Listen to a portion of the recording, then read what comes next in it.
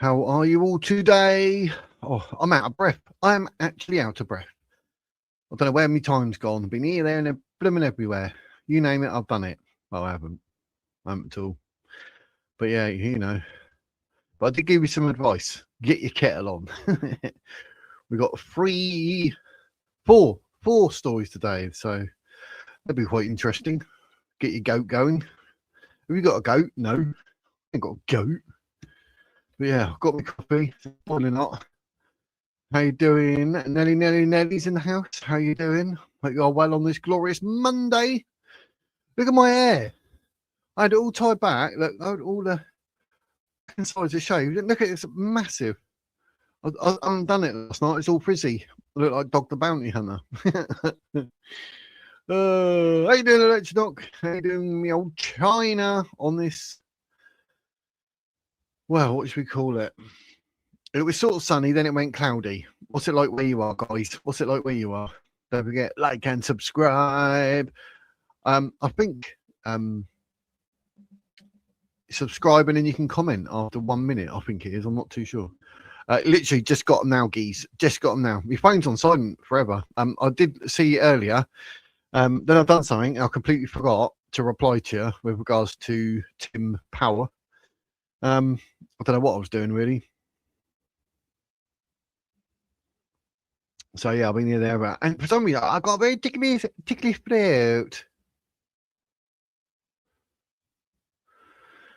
So yeah, what can I say? And we got up the cherries. Good afternoon. How you doing, mate? How you doing? But you're still on the floor laughing, aren't you? Tottenham losing to Notts Forest. How embarrassing was that for me? Do you know what I mean? I've never had a tattoo removed, but I'm considering the Tottenham Hotspur one minute ago. What can I do? What can I do?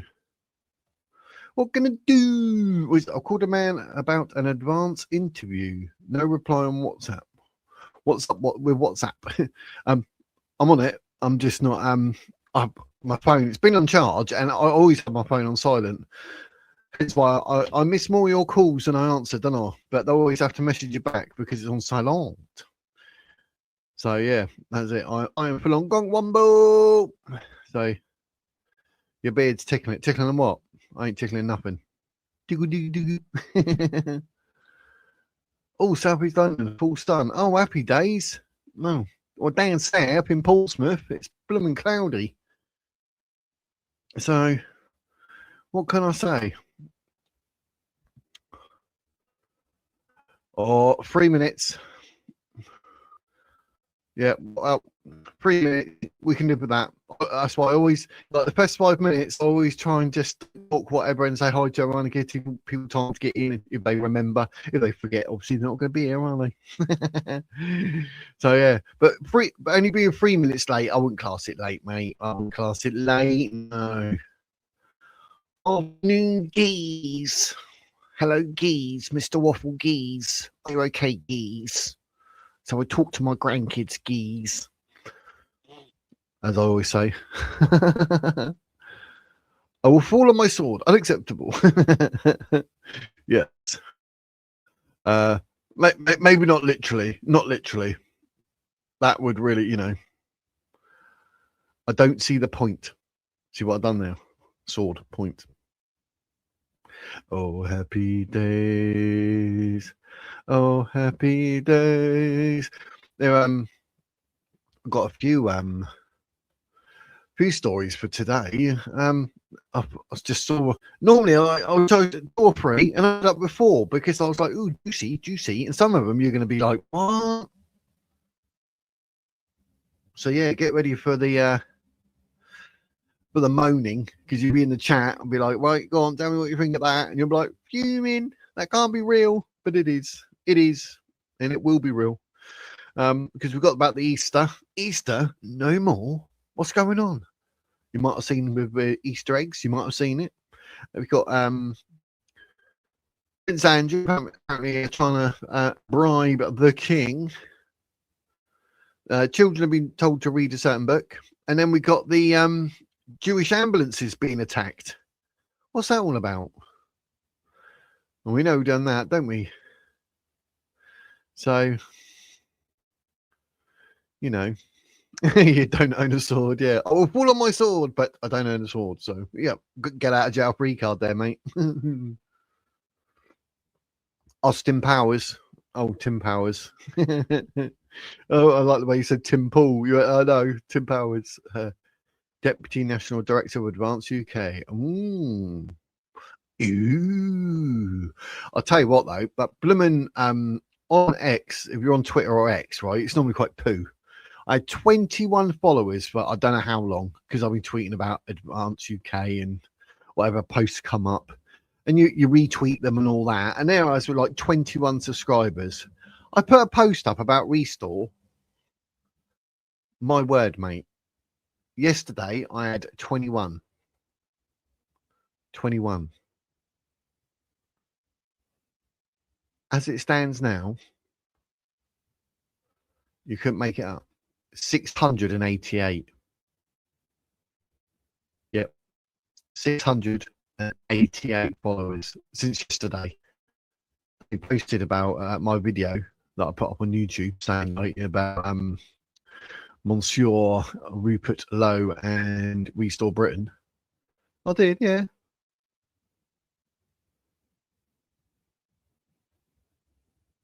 So, is Restore Britain the future? That's what our post was. We're absolutely crazy. 19 retweets, 885 views. Like, I've never had anything do that in Advance. Literally happened. I've been tweeting about Advance till the cows come home and then I just get ignored. Like one of my posts about saying like I'm trying to follow you all back, 1,700 views. 1,700 views. I mean, it's crazy. It's gone absolutely mental with the Restore crew. That's like absolutely mental. I was like, how weird's that? Because like, like I said, I've been posting about Advance for hours and getting nothing.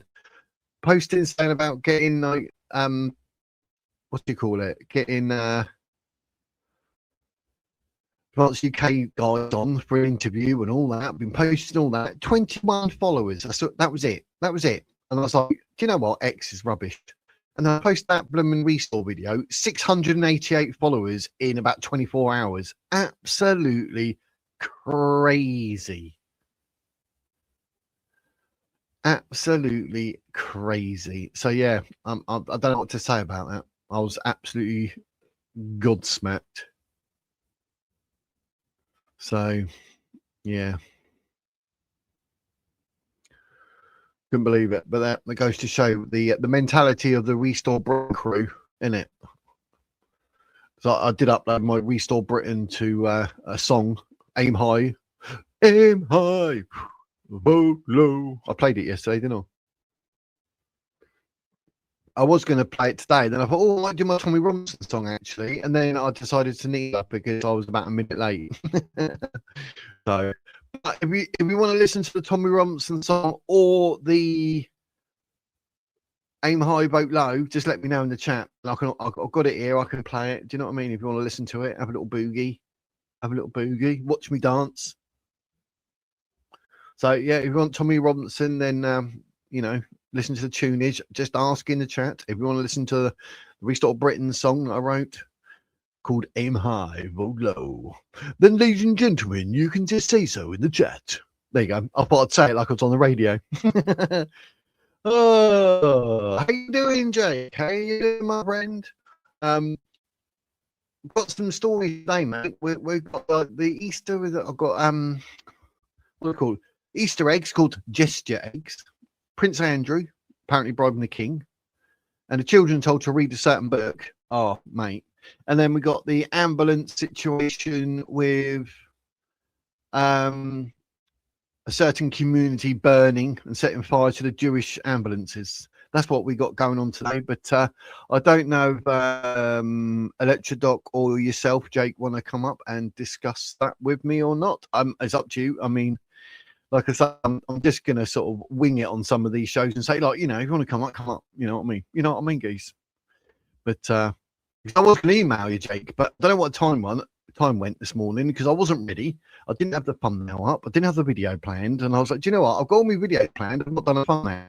So I've done all that this morning. Up downstairs like a yo-yo. Got my hair out of the French plait. It's just gone mental like Dog the Bounty Hunter.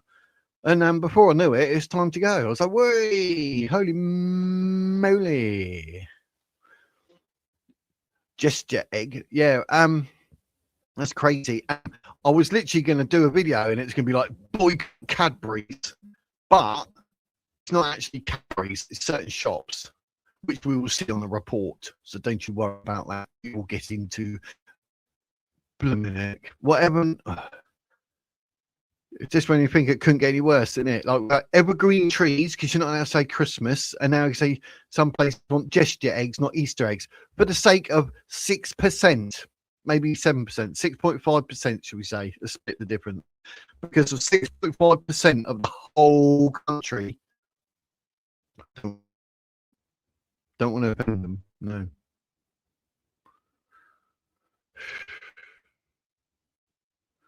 We saw Breakdown Reaper. All right, Obi-Wan Kenobi.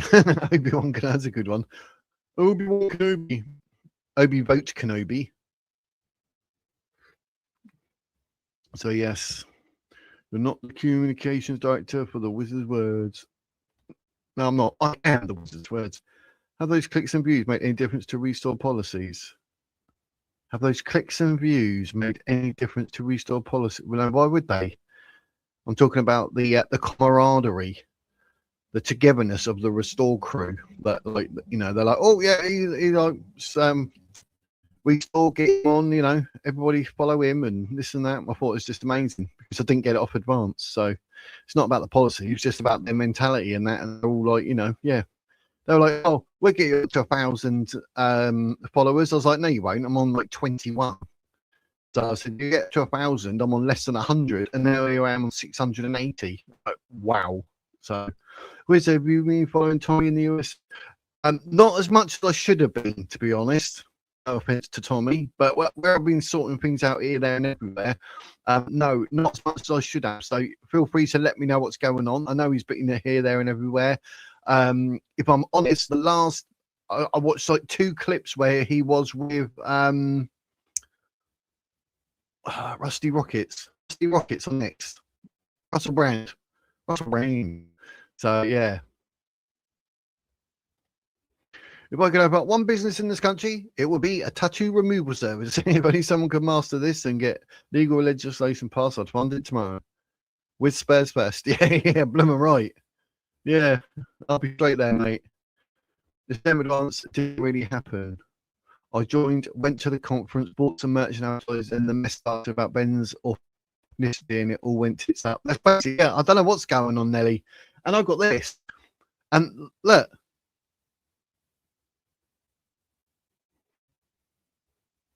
And I emailed, I got a reply and said, yeah, the shop will get hold of you, blah, blah, blah. Not at a dicky bird, mate. So literally a fiver on a cup or a mug. You know me and my coffee mugs. But yeah, so I'm not impressed. They obviously didn't give 2 hoots. So not only do advanced UK people just blank you on X, they literally blank you when you buy something and there's something wrong with it. They're like, don't care, man. You've got your money. See you later. So I'm not impressed. Not impressed in the slightest. And that was about 2 weeks ago. I think I bought that, maybe longer. So yeah, I was fuming. Not impressed. I got all of them straight away the day it turned up. I said, the handle, ding, ding, ding, ding, 4 pits. That's no good. I can take a photo and you know, let you see it and all that, but yeah, so I'm not happy. So that my rating of advance is going slowly down, but I will obviously. I want to hopefully keep. Like, I want to interview people from advance. I want to interview people from Restore. It'd be good if I could get people from Reform as well. I'd like to be able to sort of talk to all the different sort of parties and that. You know, I'm more than likely, I'm probably going to not. That's a point, guys. You can let me know. Like, I paid £20 to advance. Does that just renew automatically? Or do you have to do it? Because otherwise I've got to cancel it. Because I don't want it to suddenly take 20 quid next year as well. I'll be like, hang on, mate. What's going on? But I might actually spend me £20 on a restore. Now it's an official party, so I might be going that way. But even so, like I say, you got Advance, Reform, and Restore, sort of three parties that they're worth talking to. I mean, even someone like Nick Tanconi, if I could get him on from UKIP, because I mean, it's good for us to listen to all the other people. I know, you know, if you're going to be Restore, good for you. If you're going to vote Advance, good for you. If you're going to support Reform, good for you. Do you know what I mean? But I think like to have like this channel and then go down the avenue like I'll only talk to people one party. That's naive, isn't it? Because there's others, and it's good to hear what they say. Not to say that, oh, we're going to convert or anything, but help us understand who they are, what angle they're coming from. I mean, that sounds good to me. You have to let me know what you're thinking. Rather that you have, you know, only certain people. So, what can I say? Oh, let me on. Oh, I don't know about that, geese. Advanced policy made any difference to their member count? Yeah, basically that. Yeah. Had a fight with a lawman, lost my hair. It's gone. No way. Oh. Boy, but we can make a difference to advanced policies. Yep. And I'm sure Restore will as well as they go. But, you know, Advance has no chance. Why even waste time with them? It is Define Fox. I mean, if you said that about 2 months ago, I'll be like, what are you on about, mate? Everyone's got a chance. But you're probably more right than wrong on that now. I have to agree. As much as it pains me, I am a paid up member for a year. Do you know what I mean? And I'm going to keep following Advance UK, and I'll see what they're doing, how they do it, and everything like that. If I can get any people on to talk to them, then brilliant. But I'm sort of, I mean, even like you got to understand that even though Restore Britain's on about 112, 113,000, is that more than Conservatives yet? Even that doesn't equate into enough votes to win much, does it? Let's be honest. So, you know, I'm realistic about whoever it is I support, they're not exactly going to be in government. Right? It's not going to happen. That's why people say, oh, there's a vote tomorrow, it's got to be Reform. And even Nigel Farage said, oh, yeah, I'm only 50% ready.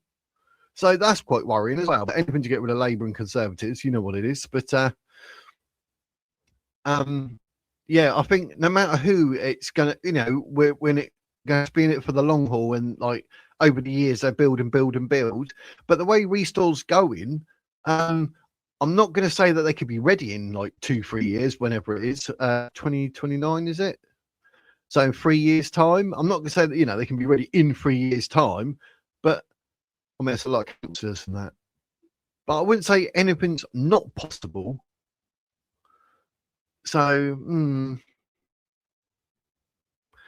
knows? I don't know.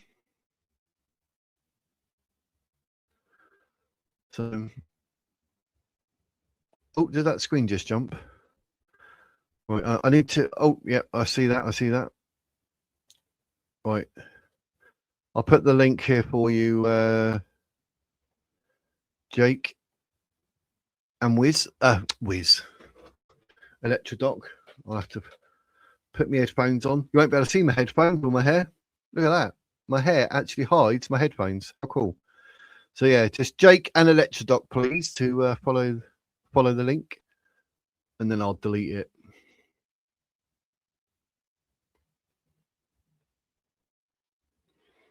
So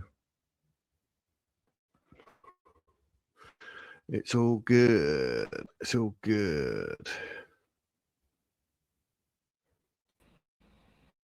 How you doing, mate? Hello, how are you today? All good, mate. All good. Living the dream. Thank you for inviting me on. That's right. Not a problem. Like my internet, sort of, I keep seeing funny things when I click it, and that, or better not be my internet again. But Yeah, but no, that's what I'm. Go on. Yeah, the sound is Oh, cutting sorry. out. Oh, am I cutting out? Yeah, the Jake's, connection is a bit. Let me have a look. Oh, I see. Oh, well, I'm actually connected to the internet. I need to be connected to the booster one. Hang on. Let me just slightly reconnect. Not a problem.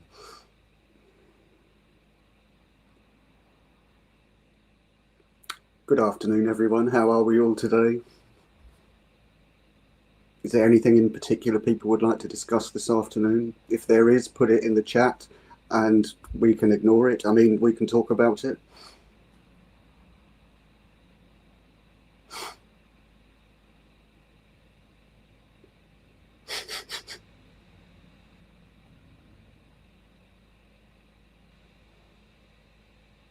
I don't know if that's going to make any difference. It seems to be better so far. Happy days. Yeah. So it's professional, isn't it, eh? So professional. Very That's now beats and tapes. But yeah, but luckily you're up then. So if it does go Pete Tong, at least you're on there. You can just take over. Oh, I don't know about that. I'll be like a rabbit stuck in headlights, I think, like just now. But I'll try. yeah, like, what do you say? What do you say? What do you do? Yeah. Just dance. Just start giving it some of that, mate. Just you know. I'm used to it. Many times I've had to walk into a class of 30 kids and just make something up on the spot, so it's no problem. Yeah, well, I've got a few stories. Oh, Electrodoc's just joined. Happy days. I've got a few stories that are worth talking about today. So let's add Electrodoc One's to just the come through in the situation. chat, actually. Someone has put, Mr. Waffle has put, suspected suicide bomber in Salford Park, Manchester. Oh. Well, in that case, Don't know anything about that, so just reporting. Let's have a quick Google. Yeah. Probably be someone from the Hare Krishna community. Was it Salford, did you say? Yeah. Yeah. Salford Park. I think we're going to be talking beats about the ambulance fire. Apparently an anti-Semitic, what do you call it? Anti-Semitic thing that they're doing. Oh, they've got that older story. Oh, that's not the one where they put you said a suicide vest, but it wasn't. It was a bloke doing his exercises in a gym vest, weighted down. Is it that one? That was hilarious. Yeah, had snipers on him and everything, and he was training, and it was actually a weighted vest. But it does look like a suicide vest. I'll have to show you because it's hilarious. Let me. Oh, he says this one was 30 minutes ago. Oh, well, it can't be this one because this was 2 days ago.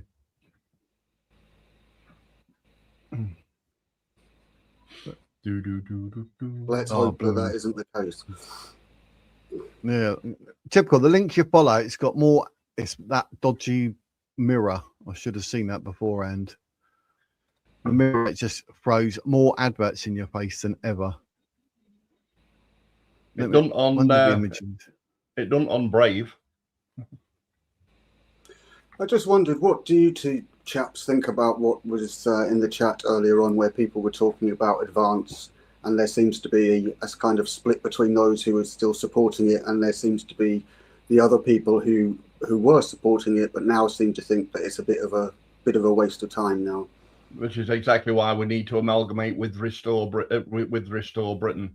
And that's exactly what I brought up with the what was it called? The National Director of Advance UK this morning by telephone call. Thank you very much.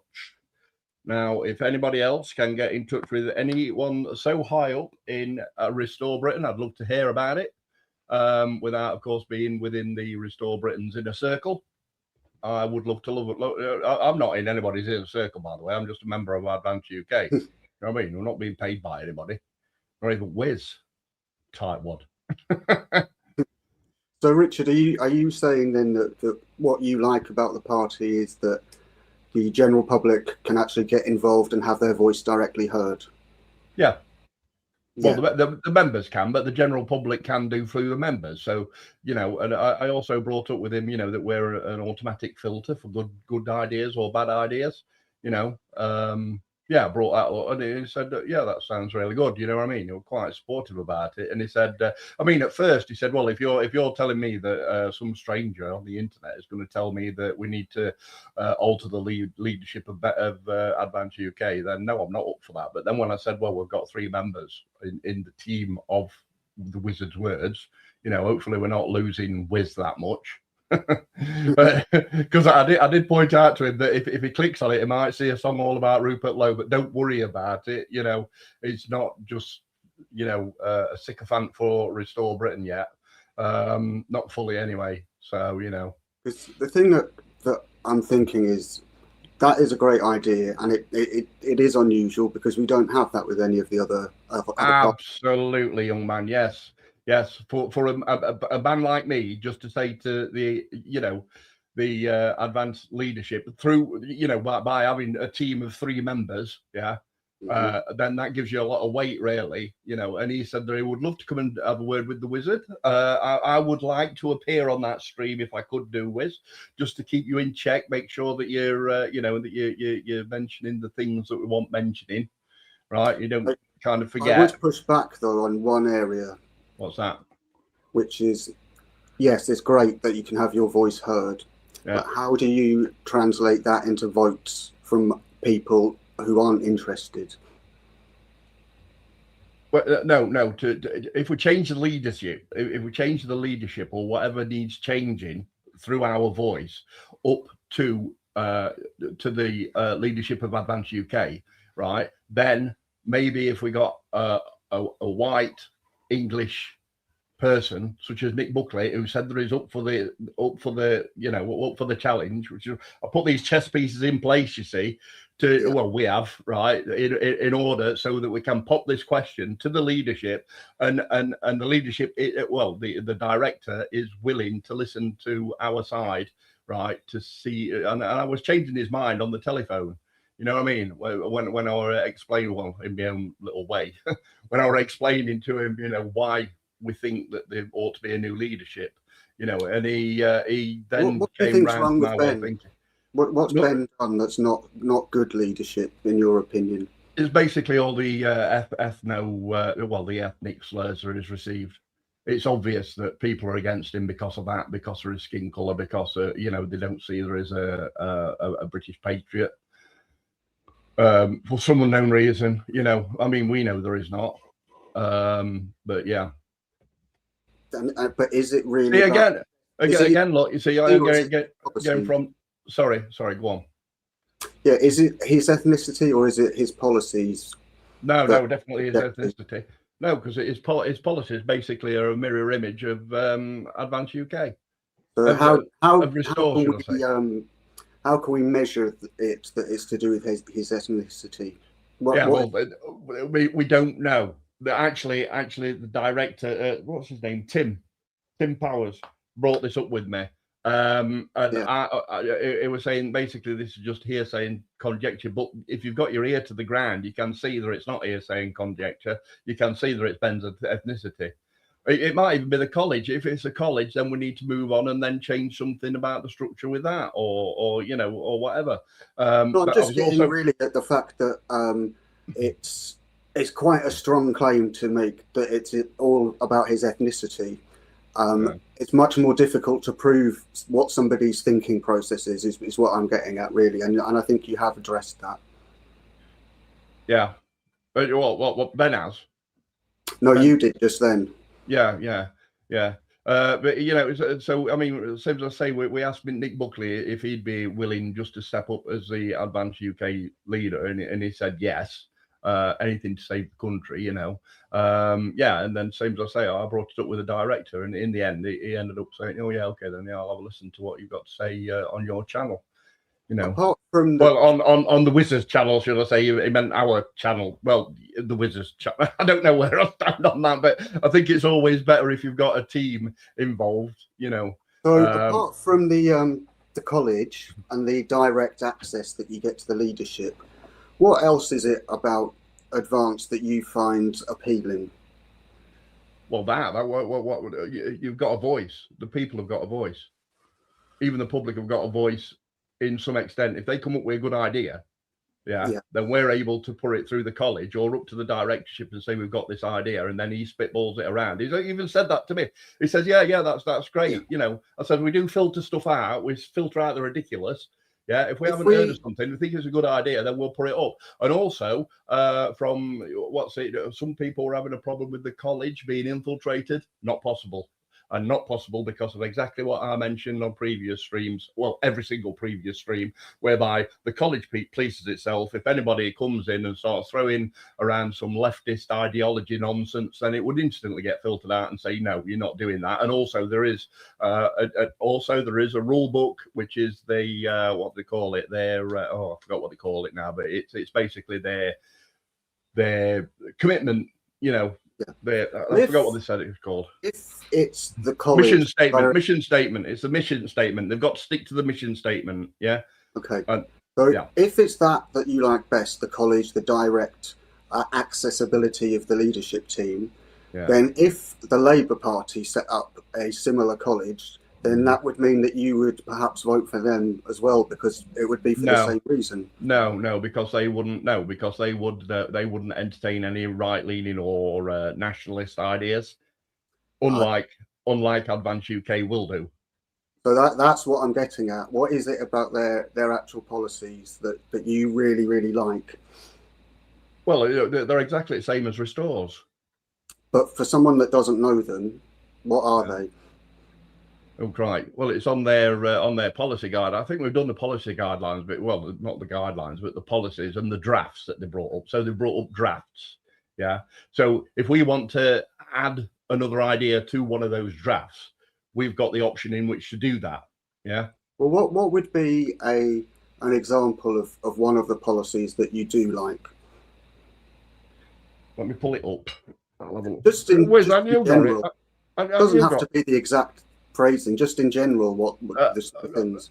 Well, okay, you're not allowed to swear on the Quran in Houses of Parliament. That would you even do. So this is also bringing in the Civil Rights Act again of 1689, which is that no foreign person, prelate or prince or whatever, are allowed to stand in Parliament. It would instantly filter them out peacefully.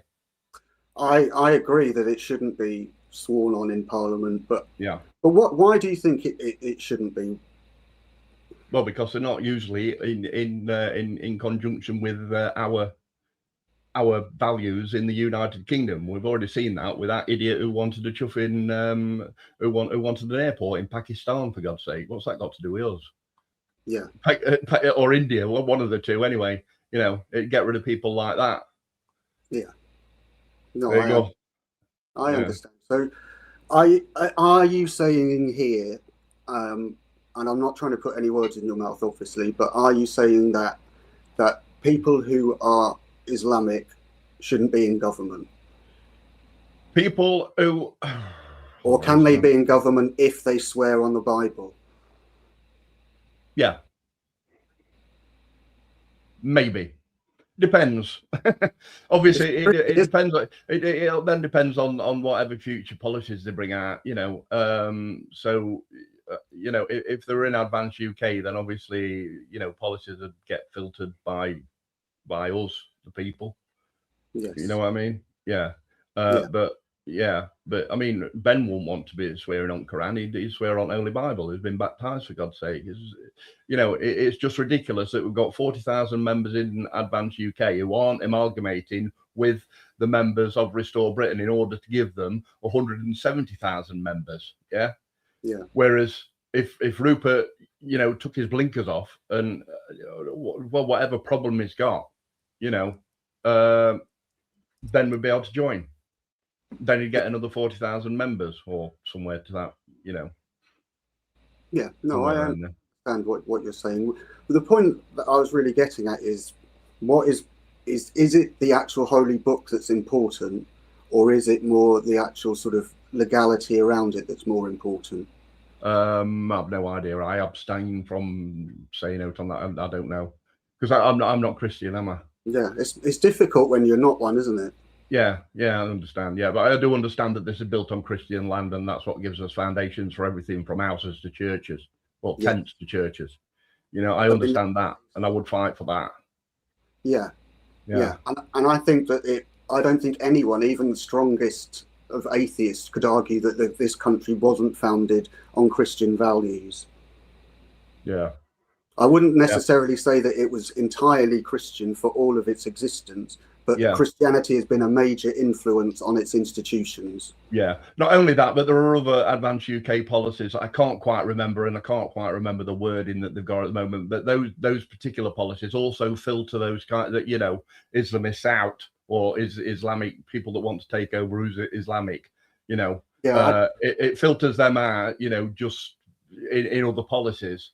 I think the last filter will be you've got to swear on the Holy Bible. I think you're pointing out something that I think is absolutely essential and that we have to have, which is that we need to make sure that, and it's difficult how we could ever police this because of the systems that we have about beliefs, but what we have to make sure is that we do not allow ideologies that are anti-British to become embedded within our system. And that includes the current centrist woke bollocks that has been ruining everything. That is as much of an ideology as anything. We need to make sure that that ideology is completely stripped out of our society, and that an infrastructure is put in place to make sure that it never ever happens again, and that the people who are responsible for doing it are held accountable, and preferably, and they should be, imprisoned for what they've done to this country. They should be held accountable. Of course they should. Sad IQ can't. And also, you see, there's a lot of people who believe like Ace, you know, who believe that the college can get infiltrated. We need to keep pushing this. It can't get infiltrated. It's not possible to get infiltrated because it polices itself. And then if anything does get through, if anything manages to slip through that net, I don't see how they can do that. Then then it would also be filtered out by the what I just mentioned, their policies. I see what you're saying there, Richard. But I think that once you have anything involving more than one person, then it is susceptible to being infiltrated, because you can never know what the other people are thinking. You can't. Because how many things in place people can. They have to write it down and then make it, you know, and then it gets spitballed around to become a policy, and then someone would see a left-leaning piece of crap in there, right, and say, no, that's rubbish. You can't do that. Do you get me? Right. I see what you mean. I see what you mean. I thought you meant at an individual level.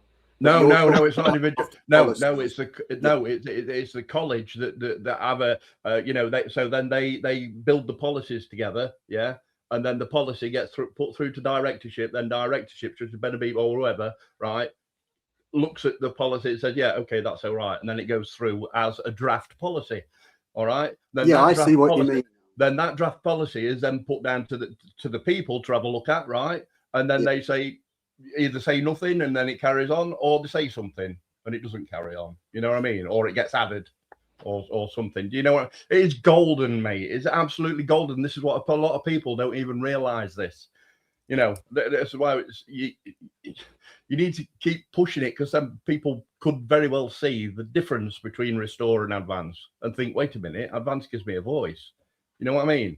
Which is something you don't get with any other party at all. No, I agree with that part of it, but is that going to be enough to persuade people away from, say, Restore Britain, for example? If enough people pushed for it and pushed this information out, I mean, to be honest, I watch a hell of a lot of stuff on internet, and it seems to be just me with this mindset. Well, it's not even a mindset. It's you know, it's what happens. I hope you don't mind being pressed on these. Oh no, please. I'm not. Please. I don't have any agenda. I'm just genuinely interested in why people think what they think. Please do, because then you bring up the questions, you see, that answers other people's questions, such as yourself. You didn't really realise what the college meant, right? No, you're an extremely, incredibly intelligent guy, and I love listening to you, and I love answering your questions. I feel like I'm doing really, really well at school. I hope I don't come across as a teacher. No, it's lovely, mate. It's lovely, because I got 0 exam results when I left school. I think I had a grade D, I think it was, for physics. You know what I mean? And that's basically because three-quarters of the physics exam was on a bloody essay, and I don't think that the fact that somebody has a certain qualification doesn't doesn't automatically mean that their view is worth any more than anybody else's is. It only means that they've managed to pass exams in a particular subject at a particular time. It doesn't mean it. I mean, if you're talking in their particular field, then yes, it matters. But in any other context, no, it doesn't matter. I mean, I'm sure you can realise I'm not stupid. You know what I mean? Whereas at school there were never any ADHD,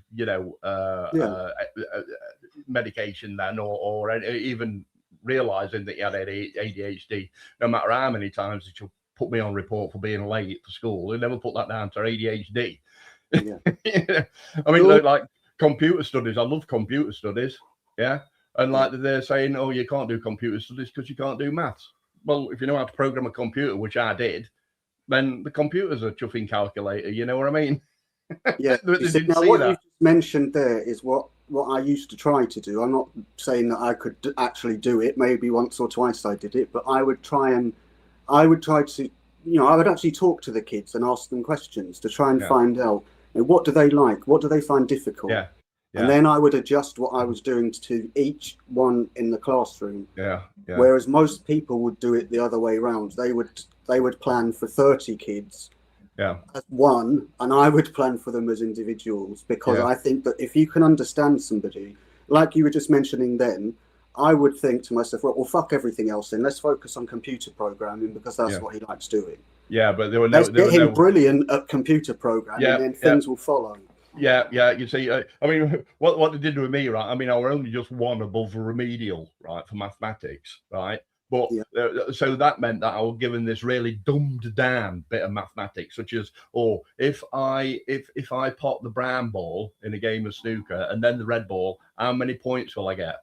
5. You know what I mean? But me, I wanted the pool balls to be moving on a computer screen. Now the mathematics behind that are incredible, but that's what I wanted to do, because I felt, there were no diagnosis for that when I were in school.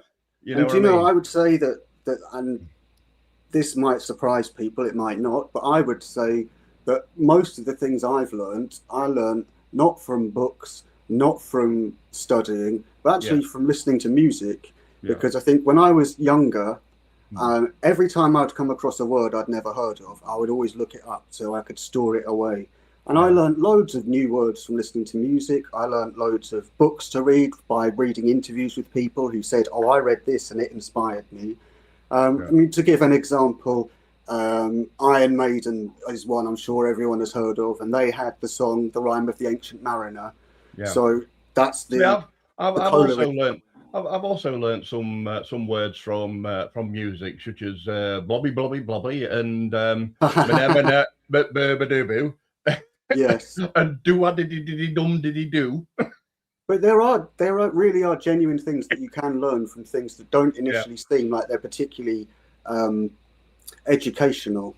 I mean, I can't remember learning the word eloquence from, of all places, a song by Megadeth, which again, you wouldn't think, that would be a place to learn something brand new, but it didn't. So you just pick these things up, and like I say, I'm the kind of person who will read an interview with somebody and they'll say, I was inspired by this book and this album and this artist. And I'll think to myself, well, I like their music and what they're into. So if I look into this, maybe I'll be interested in that as well. And then you just keep going on from there, and you just find things more and more interesting in that way. Anyway, Wiz, we've sabotaged your stream long enough. What have you got to tell us? Right, now I'll let you still discuss that. Phil saying sorry he's late. Like, you're not forgiven, mate. Not forgiven. How dare you? Glad to have you here, mate. And Helen's turned up as well. Hey, happy days. But yes, what was I going to say? Yeah, this. What is it? Bribing the king or something? I was like, that's interesting. Like, what's he got on the king? Yeah, is it because he's a Muslim? What has he got on the king? Yeah, exactly. But it doesn't say, because it says like Andrew allegedly attempted to bribe King Charles to cover his mountain legal costs following his arrest last month, with sources close to the matter telling OK Magazine that the former prince is threatening to reveal sensitive information about the royal family if financial support is withheld. Okay, if you look at the wording, it's not actually saying he's got anything on Charles. It's just saying that sensitive information about the royal family. So that could be any number of things. I mean, that's crazy. What, to say like Charles isn't Harry's dad or something? Yeah, that could be something, yes. But I just thought it's a strange thing because, like, the way they put the heading, you think, oh, hang on, but then when you read it, you're like, that's not quite as much as like you're implying there. What news source is it from? IB, what was it called? IB Times. IB Times. That's Business Times, isn't it? You should get. You ought to get that. What's it? That Grand News Whiz. That's something else you can advertise on channel sponsorship for. Grand News. I get all my news from Grand News because I was fed up of IB Times rewording stuff and making it not make any sense. Could do that. Oh, they all do that, mate, to make you bloody click. Is it Business Times or is it International Baccalaureate Times? I'm not sure. Honestly, what the fuck is a baccalaureate? An international baccalaureate is a bit like A-levels, but it's an international standard. It's a higher standard than A-level actually. So if someone comes out with a word like baccalaureate, then that's how I'd hear it. You know, oh, so you're a truck driver, are you? So they call it the IB for short because it's a bugger to say. Yeah. But yeah, it's weird. I just thought it was a strange thing. I'm not one to ever really talk about anything to do with royal family because they go straight over my head. It's just they're all pompous idiots. Hey, I'll tell you what. One of the chaplains. For, you turned into Binky today. King Charles. No, it's on point. Don't worry, it's on point. One of the chaplains for. I know, but I was talking. one of the chaplains for. What is that picture? Oh, crikey! I thought that were a woman in a. It is a woman in a sexual position. What's that all about? You could get chuffing demonetized for that advert there. Look at it. What is it? Oh, I thought it was a pair of legs and a pair of knickers. Oh. Right, okay. That's just your brain. I've got a date tomorrow. Oh. But basically, what I was going to say was the rest of the report, it doesn't say nothing about it either. It's just, you know, when you say word salad, like this was literally it. And the whole point of me having it in was like, so people are like, oh yeah, bribing the king. But yeah, read this, is literally doesn't confirm nor deny. And their headline is just like something they've pulled out of their backsides, I think, to make people click it. And I clicked it.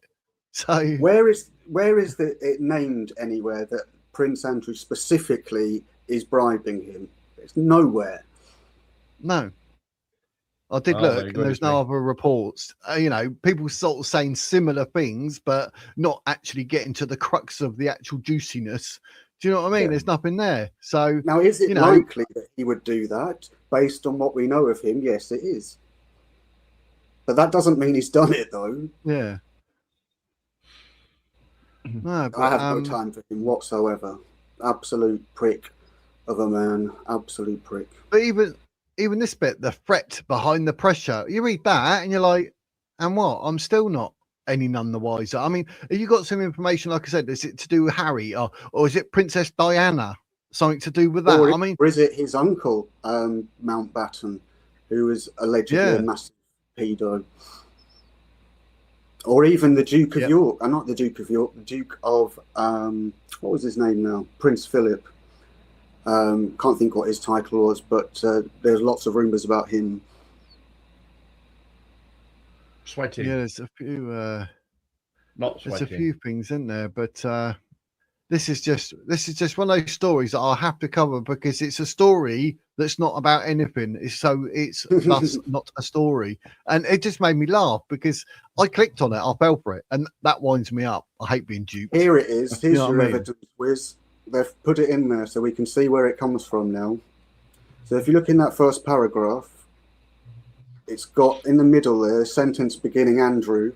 We've got Andrew keeps saying he is ready to defend himself and won't simply sit back and accept the narrative that's being built around him. Now that is saying he's ready to defend himself. It's not saying that he's actually bribing anybody. That's being assumed, and it's being implied by that bit there where it says won't simply sit back and accept. So that is not proof that he is bribing anybody. That is an implication and an assumption. Yeah. And that bit that I've highlighted is literally saying, like, Andrew has since been documenting past conversations and meetings in detail, but even a careful personal record may be his best protection if the case progresses to charges. But notice there how that sentence begins, where it says sources say. So who? What sources? Anyone can just say sources say. Probably a talking ketchup bottle. Yeah. Well, they're probably, he's trying to basically work out maybe he's going to try and imply that he could throw any one of his brothers under the bus, and that would literally just destroy the royal family now, wouldn't it? And that's what this reporter has picked up on in that sentence and thought, right, I'm going to turn this into a sentence. Prince Andrew's trying to bribe everyone to save his ass. And everyone will believe it because everyone hates Andrew. And I don't need any proof because it will just be enough to put out that story right now. Yeah. I definitely think there's something going on there, but I definitely think like it'd be Harry or like originally the first thing that popped in my head was like he's going to tell the world that he's like a Muslim because obviously that come out on Anti-Gold. Could well be.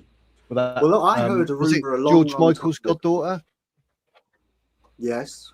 Sorry. Yeah, I remember hearing a long time ago it was on Sean Atwood's podcast.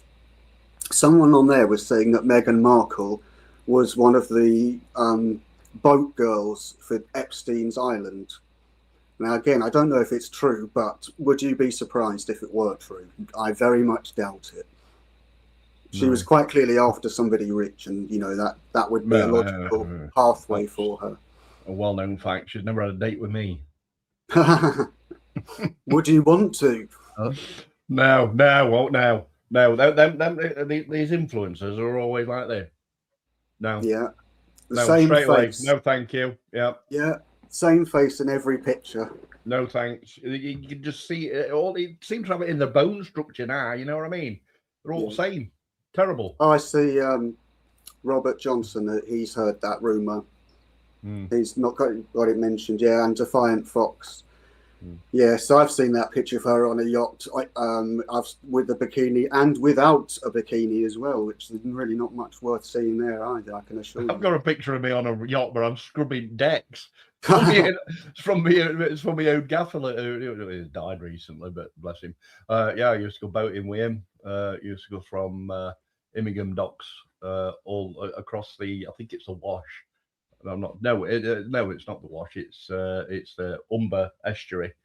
Yeah, going over there, it's just like being out at sea. You've got like massive waves out there. You wouldn't believe it. 'Cause you got at Skegness Beach, Skeggy Beach. You've got little waves coming in about this side. Oh, whoa. It would, brilliant. Used to love that. Yeah. That's an interesting point. Is he going to blow the whistle on the Epstein cover-up? Well, if it would save his skin, then yeah, of course he would. I mean, he's exactly the sort of person that if you put him under the cosh, he would squeal because he's a little prick. And he'll probably cry. He'll tell you everything. He'll probably even tell you that he used to wear his grandmother's tights in bed. He'll probably do everything. He'll probably do anything except for sweat, mate. Yeah, anything except for sweat. Yeah. Maybe it could even be linked to the rumours about Princess Diana's death. That could be something that would certainly bring down the entire family. That could, especially bearing in mind Charles would have been involved in that in some form or another. Yeah, but again, though, we don't know that he's going to say this. No, speculating. Yeah, I mean, we don't know anything about what he could be speculating. Well, it all depends what proof he's got on his computer or whatever, and whether or not he's saved any emails or messages from all them years ago. See, I don't know about you, but for me, when I hear people taking screenshots, saving messages, keeping this, that, and the other. I just think, no, I do not want anything to do with that person. If they're the sort of person that's going to collect information on me, fuck that. Well, not only that, but I could alter this stream, right? I could alter this stream's title to whatever I wanted. Yeah, I could take a screenshot. I could then host it on one of my community, on YouTube. Now think about that with someone with large numbers, such as, I don't know, Penguinzilla or somebody like that. If they do something like that, they've got a lot of eyes on that. Yeah, it wouldn't me just messing about. You get me? I could even alter this news story just here if I had email address, internet address. I could alter all that text there to say Electrodoc's brilliant and the Wiz is a gonkwomble, and then I could screenshot that, host it on YouTube, and everybody'd say, "Oh, I didn't know that." Yeah. I mean, there is so much shit on the internet. It's unbelievable, and I think she wasn't pregnant, though, was she? There were rumours that she was. I don't know if she was or not, to be honest. The only rumour I heard, you're going to love this one. The only rumour I heard was that Dodie had a blue willy, because apparently he kept sticking it in dye. Yeah, hey, I tell you what, though. Yeah, I mean, the day that Dodie died, and I died too. Luckily, Diddy won in the car, and he didn't die. Yeah, God, imagine the day that. Diddy died and Dodie died and I died too. Would have been the headline. I put up in our newspaper editor. Hello, Slim. Hi, Slim. Yes. Now, this article here is an interesting one. When we look at that first sentence, though, what I'm not sure about here is this saying that all school children have to read this book, or is it one particular class had to read this book? Not that that is acceptable either, but it's a big difference between the two of them, isn't it? And I would say this is one class. I was like, a school, it could be like some idiot there is so far woke. They're like, oh, yes, let's put this in, and this school in particular. That's what I was thinking. But I saw this headline and I read this little bit here and I didn't read any more. I was just like, it's worth talking about, because there are other schools that have their little things that aren't in the news. And this is what's going to affect our kids, because they say, but they need to know, when they're 8 or 9, they need to understand trans. No, they don't. You're putting that in their head. Chrissy would be telling you that this is bullshit. There was a kid in my niece's class, this was a few years ago, who was a boy who was one of these trans. They were 8 years old. Now, I would say that what is far more revealing about that is the fact that the mother was a paranoid schizophrenic. That's probably far more likely to be the story here than this kid is a trans. And the trans kid eventually got taken out of school, and my niece was really disturbed by it, because they have to, when they start at primary, they get given a buddy to show them around. And she was given this trans kid and didn't like it. And you wouldn't, because you don't understand at that age. Well, then they'd send you to the indoctrinating camp for understanding they-thems. Yeah, it's crazy. Yeah. I mean, I really think that this trans nonsense is the absolute epitome of, in 1984, where it says that people will believe that 2 + 2 = 5, essentially. Yeah. And that's exactly what this is doing. It's presenting you with absolute bollocks and saying, you have to believe this. And it is physically impossible for a person to go from one sex to another. Literally impossible. Yeah. I mean, even the hermaphrodites, even if you took them into consideration, even then, they're either male or female, because not once has an hermaphrodite ever impregnated themselves. Don't say Mother Mary did. Right? No, that's right. I'm not bringing that into it, all right? That was something completely divine or something. Right, but that's right. Yeah, you are absolutely correct. Yeah, they are essentially kind of like a failed version of that sex, or a mutated version of that sex. Yeah, that is absolutely right. So there's every single person ever born is either male or female, if we go by that definition. What somebody thinks they are is completely different. And if we're going to look at things like mental illnesses and confirming people's delusions, then why don't we tell anorexic people that they're really fat? because that would be exactly the same thing as what we're doing with trans, in saying, Yeah. yes, you are the opposite sex, Yeah. when they're not. Yeah. Well, why not tell me that I can time Olympic sporting events? You know what I mean? Yeah, Plus, with all the best will in the world, I can spin my arms around on stage to indicate the current time to everybody. I go 1 Mississippi, 2 Mississippi, so I can do 1/5 of a second as well. You know what I mean? Why don't the DEI me? Yeah, no, that is a good point. A very good point. Yeah, I know. Yes, I throw that into the middle of any trans debate, and then they just avoid me like the plague. Think, oh God, that's a wham. You know why, don't you? You know why it frightens them, because you can actually prove it to them. You can show them, and their rules say that they can't take the piss out of me. Yeah, exactly. You know what I mean? Yeah, I do. It's brilliant. Thank you. It's a bit like what Based and Bougie does, where she uses her race as a way of saying you can't criticize me. Yeah. Very, very similar. I'd like to actually walk around with the edge of the Matrix, you know. Yeah, that would be a good one. And I actually put it in one of his comments. He hadn't responded to it though. I wouldn't mind walking around with him, you know. So I like him. I like Steve. He's a good bloke. He's got a very good way of putting his argument forward. And he likes to let them speak so that they will, trip themselves up. And also he doesn't take any shit off anyone and he's not aggressive in doing it. Yeah. I like that. It's not. Is it one of them Insta 360s or is he got? It looks like there's a drone, in front of him when he's on that scooter. Yeah, I don't know what he does with that. I couldn't tell you. To him, what on earth is this? Are we really living in the future like that? Because it seems to fly right round him. You know what I mean? And then takes a shot. It might be a following drone. Wow. Yeah, he might. You know what I mean? That is truly the future, isn't it? I think Helen's got a really good point there about leftist ideologies causing the explosion in mental health issues, because I think that if you are giving in to people's mental delusions, and that is what they are, let's not beat about the bush here. If you think you're the opposite sex, you've got a mental problem, because you're not seeing the difference between what you believe and what reality is, which is by its very definition a mental health issue.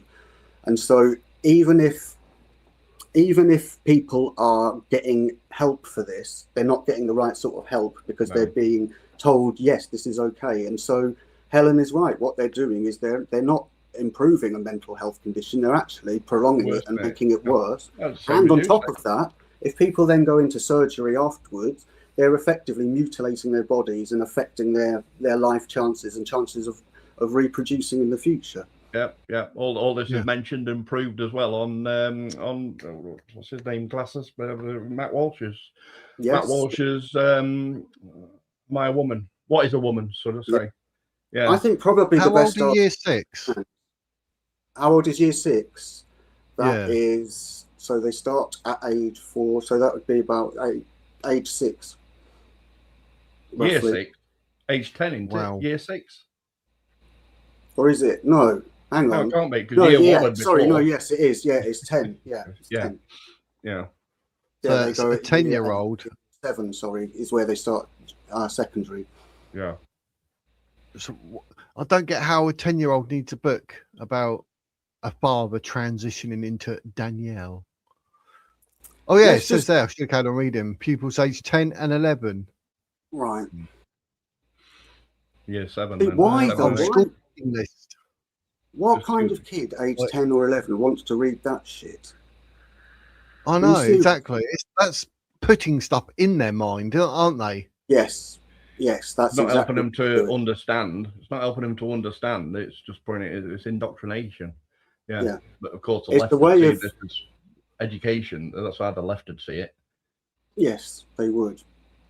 And unfortunately, teaching is absolutely full of lefties. I mean, when I was at Rochester Grammar, there were literally 2 people there that were not left-wing, and I was one of them.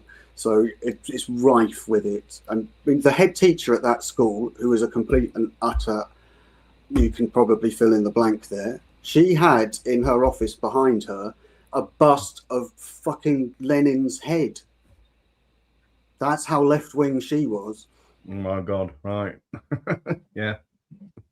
Christ. And it is. But bad.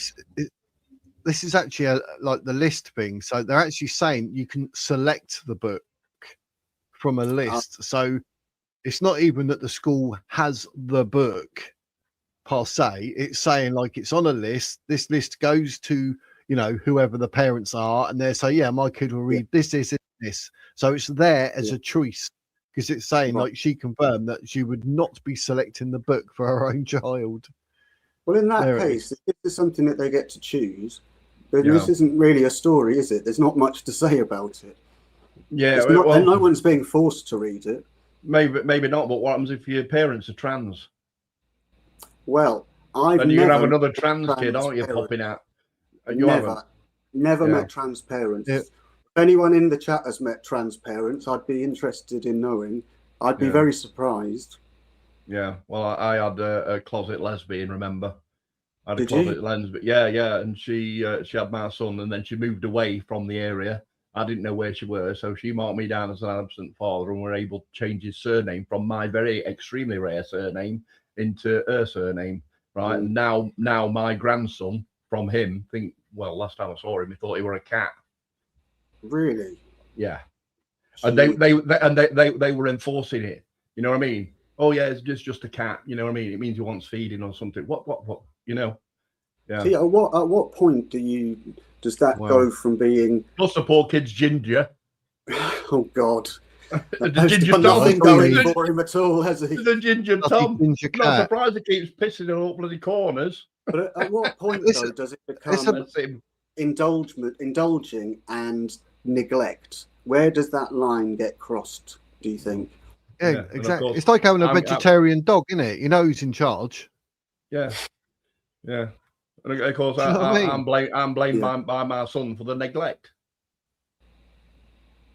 And I can't reason with him because he's got full on ADHD, and he can't reason things in his own head. You know what I mean? Right. So I've had to really kind of, unfortunately, break ties, kind of thing. You know, because whenever he'd come round, you owe me money and stuff like that. What for? Because, well, you know, reparations for leaving me when I was a kid. Not very knows the word what reparations means, but basically that, because I left him. When my mum moved. That's the sort of word that kids don't pick up on their own. Yeah. Well, no, that's just what I put in there. It is basically, you know, a fine for leaving him alone. You know, for you know. But you do get parents that neglect kids. I remember one kid I taught. She's a really, really nice girl, and she was in my form group, and her mother had Munchausen's by proxy. Yeah. But it wasn't aimed at this girl, it was aimed at the younger brother instead. So then the girl in my form, instead of getting the Munchausen's treatment from the mother, she was just neglected instead. And you know, it was awful seeing a kid in that situation and knowing what was going on, and there's nothing that you can do about it. All you can really do is just, you know, say hello to them and hope they're okay that day, really. It is difficult when you see that. Yeah. And people don't consider these sorts of things when they think about that job. They think you just go and stand there and talk, and then you mark a few books, and that's it. Well, it's not like that, yeah. But going back to this, I would say these sort of books have no place in a school. And in fact, there was a law in place, I think it was called Clause 28 or something very similar to that, which Thatcher brought in which it was strictly forbidden to promote homosexuality in schools.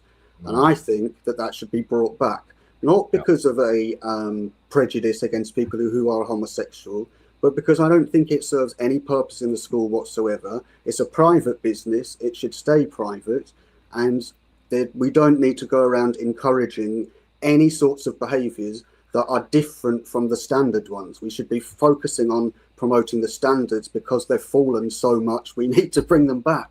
Yeah. Well, I mean, look at sex education that they get to kids. I think that used to be when I were at school. You know, I'd be about 14-year-old, which is what I don't really think that's a bad age to start it from. But once you explain to a kid, oh look, there's an hole here, and you've got this bit just here, right? Then if a kid's gay, he's going to say, well, you've got an hole there, I've got this bit here, to a bloke, you know, or to a lad. They're going to sort it out themselves without having to bring it up in school. You know what I mean? And showing how to poke it into a different hole than another. You know what I mean? We didn't learn about BJs at school, you know what I mean? But yeah, women knew about them. Oh, right, well, there's an hole there. Well, All right, exactly. carry on.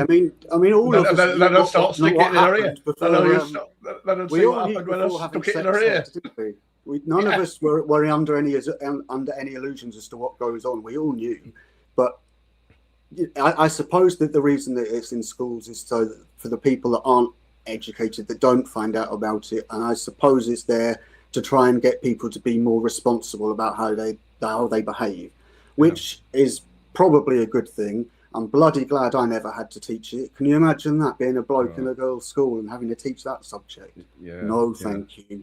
Yeah, our sex education teacher was the most ugliest woman possible that you could possibly get. You know what I mean? Dressed up in like a lab technician's coat, you know, putting a Johnny over a test tube. You know, there's no way they'd allow the mega fit Miss Stop from the French education in order to teach us that with a Miss Elite toilet and then limp out at room light. You know what I mean? Yeah, I know exactly what you mean. Yeah. And those girls, they always try and think that they're going to embarrass you by mentioning periods. And once you've heard it once, it's not embarrassing anymore. Looks like Phil Bunnyfold, he's definitely claiming benefits, so he's trying to sort of project it onto other people. Well, I'm on disability because of this, commenting, because of my legs and my arm, and name it. I've got problems with it. I've got ringing in my ears. It's ringing right now. Not just from your question, but just generally rings all the time, which also triggers vertigo. Name it. I've got it. You go, I'm an escort. I provide company for women. Mate, no, you don't. Absolute rubbish. Women on Pornhub. I'm a male prostitute. Yeah, Pornhub women, I would guess. Gonk one, but you know, he probably looks like that picture. He's like, he ain't got a clue. He's probably sat at home on benefits, 468.6 stones. Yeah. Just there. Like thinking what PORN channel to look at. This is a good point.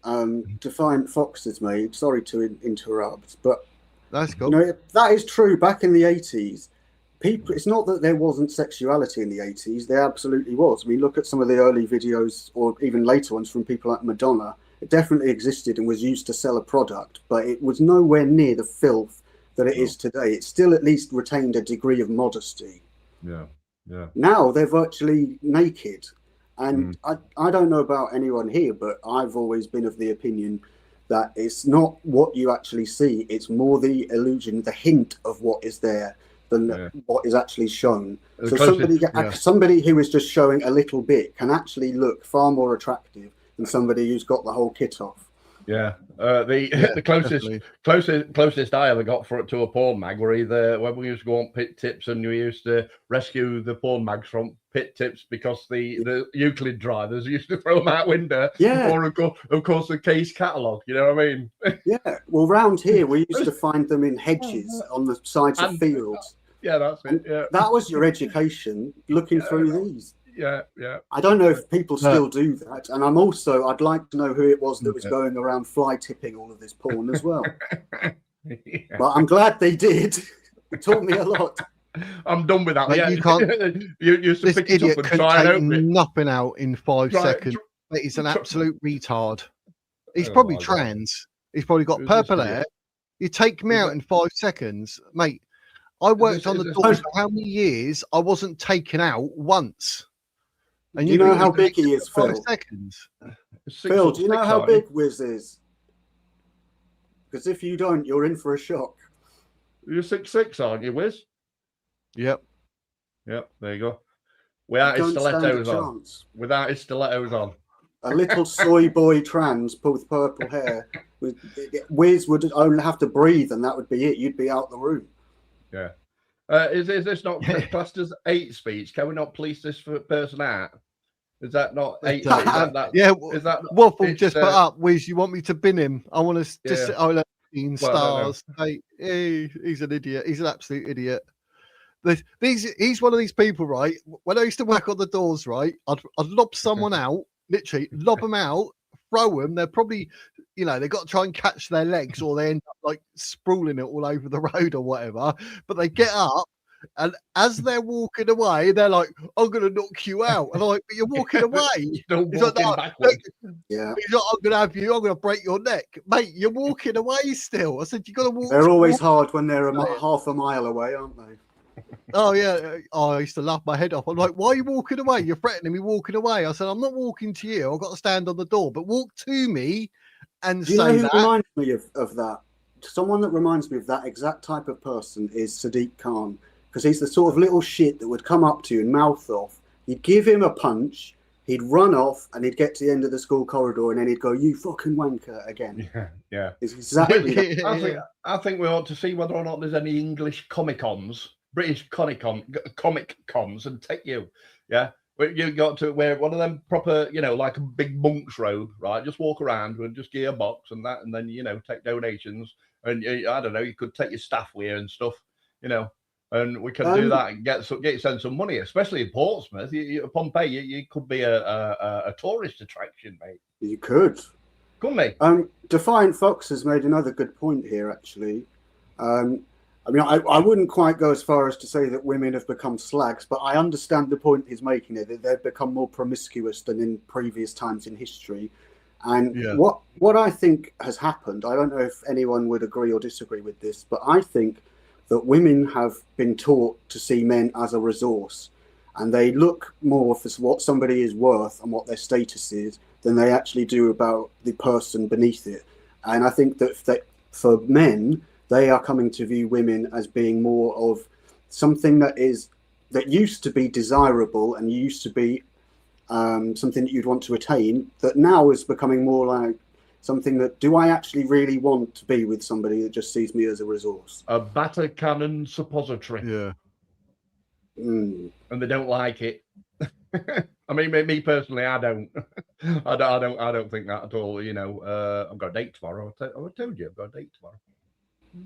Mother's next door neighbour, and she's not the same age as my mother, unlike the other one that I had a date with. This one's actually younger than me, so that's cool. Not much, but enough. It's an interesting point though, because he mentions in there how the bad boy image is promoted, and that is just such a dickhead image to have. I mean, and it literally is just an image. It bears no resemblance to reality whatsoever. There's nothing glorious or glamorous about being a bad boy. What it usually means is that you talk like you're thick as shit, and you end up in prison for most of your life. Everyone thinks you're an absolute arsehole, and the only people that respect you are people who are in prison, and they will only respect you whilst they can get an advantage from it. It's an absolute fallacy of a lifestyle. Yep. Yeah. Yeah, all the people I remember from school that, the hard lads and that, they haven't really got jobs or anything. I saw one who was homeless, and he apparently homeless, drinking and gambling or something. I'm like, I don't want to see a bloke like that, but Mr. Hard Nut become nothing. I was like, the irony. So all the people that did like you at school liked you because they were scared of you. That's it. Yeah, I mean, how people are at school and how they become as adults is completely different, really, isn't it? Yeah. Probably a Tate wannabe. Yeah, exactly. There you go. And that's all a load of bollocks as well. I don't know why people fall for this bullshit. Yeah. I mean, as far as I'm concerned, Andrew Tate is like Ali G. I think he's just a piss. I honestly do. I don't think he's serious. Yeah. He's just taking the piss. Well, he's become a Muslim, so I mean, he has to be serious now. Wow. There's no rowing back from that, is there? No, he has dug himself a hole there for sure. And everybody knows he's a Muslim, so good luck with that one, Andrew. We have 5D chess, whatever you're trying to play. Yeah. Well, what's this bullshit then? Gesture eggs. Yep. I thought this would be a right kick in the Christian nuts. This is absolutely crazy, but I was all ready to give it large about let's boycott Cadbury's. That was going to be my headline. Boycott Cadbury's. Let's do this. Blah blah blah.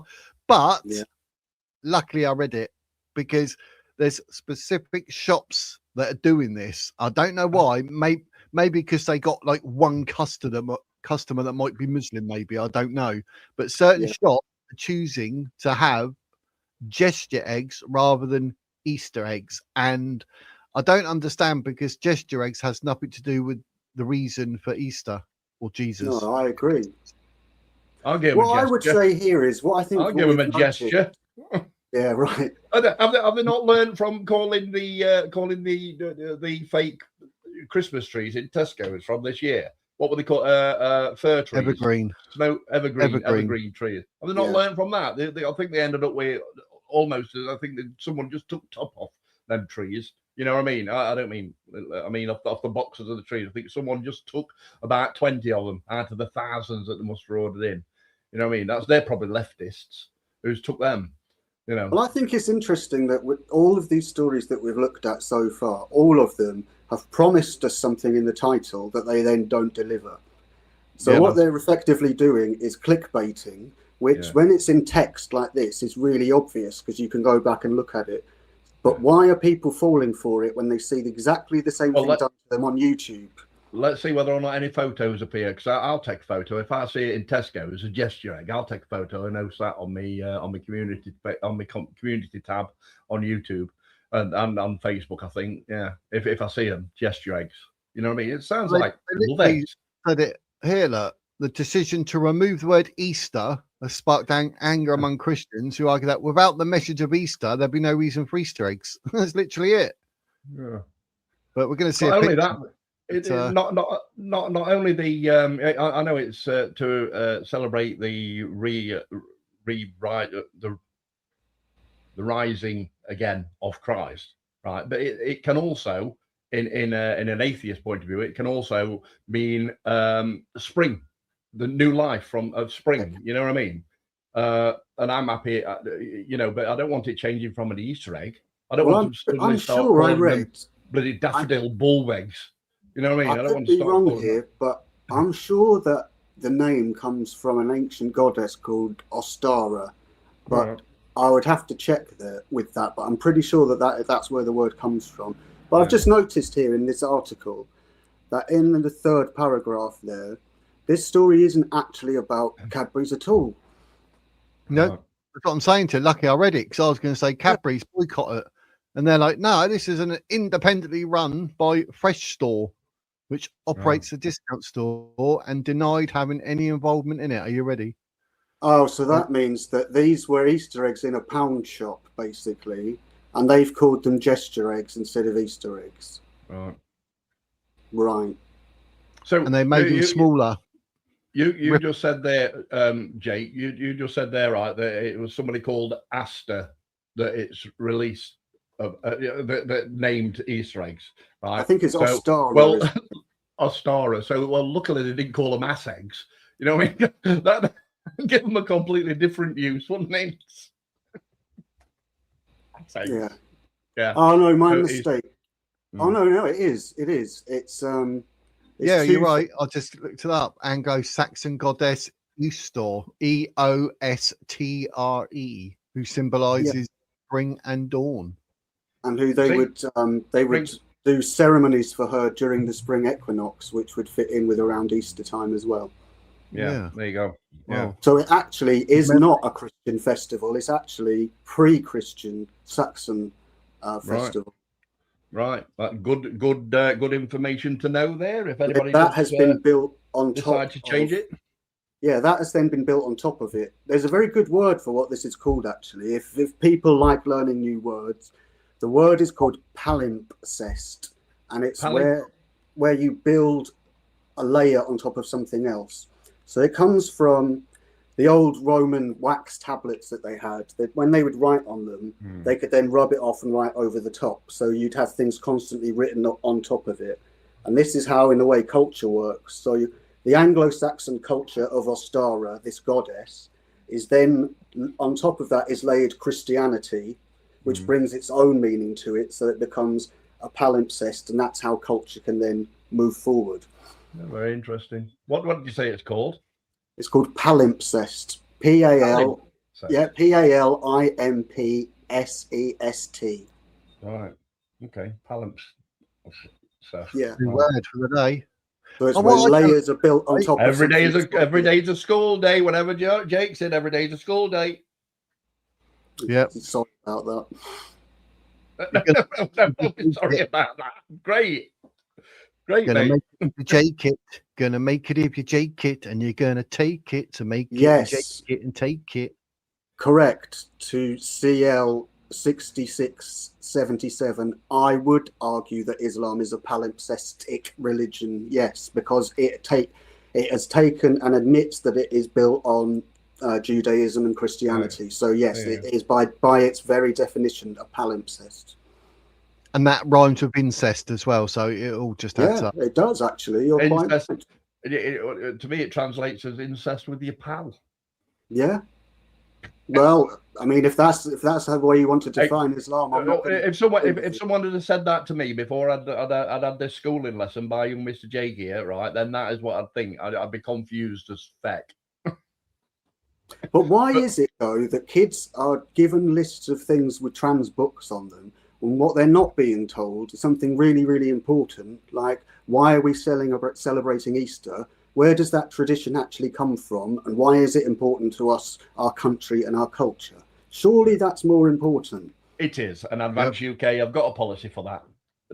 Teaching Christianity again in schools and singing hymns at the beginning of the school day. Yeah, but their schools already other political parties are available. Yeah, they probably do, but they're making it 100%, all schools. Yeah. But I'm not just talking about the Christian aspect, though. I think that they should learn about all of our cultural aspects. From probably down to religious education. Maybe leave Islam out of it, but religious education. Maybe I don't know. Maybe include. Would you? No. Well, in an ideal world, I think we'd all agree that we would just simply get Islam, lift it up off the ground, and then take it back to the desert where it came from and dump it back. You see, I didn't even mention the word Islam when I said maybe we shouldn't really. That's about as far as I got, and then you knew what I meant by Islam. I think it's perfectly acceptable to criticize Islam. There's nothing wrong with doing that. It even says so, as I've said before, in the anti-Muslim hostility guidelines. So I have no problem with saying I hate Islam and I hate everything that it stands for. Yeah. And if it were up to me and I were the Prime Minister, one of the first things that I would do is I would legislate as much as I possibly could to restrict that religion, and I would try everything within my power to get rid of it from this country. Yes. And with Advance UK, you can be kind of a Prime Minister.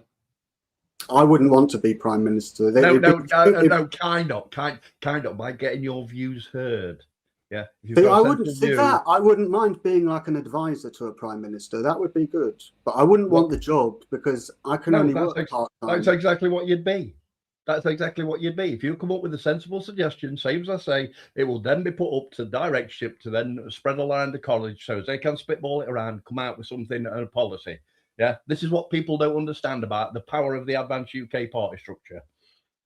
Yeah. And Wiz, you're back in the room, and if anybody says to you, "Oh yeah, this, that, and the other about the college," then you ought to mention, "Well, wait a minute, right? Because of what you've learned from this idiot here, right?" I completely agree with you that it's a really good idea to have the college, but what I'm not so sure about, and this is where for me I become a bit more cynical, is I'm not convinced that having that translates into votes.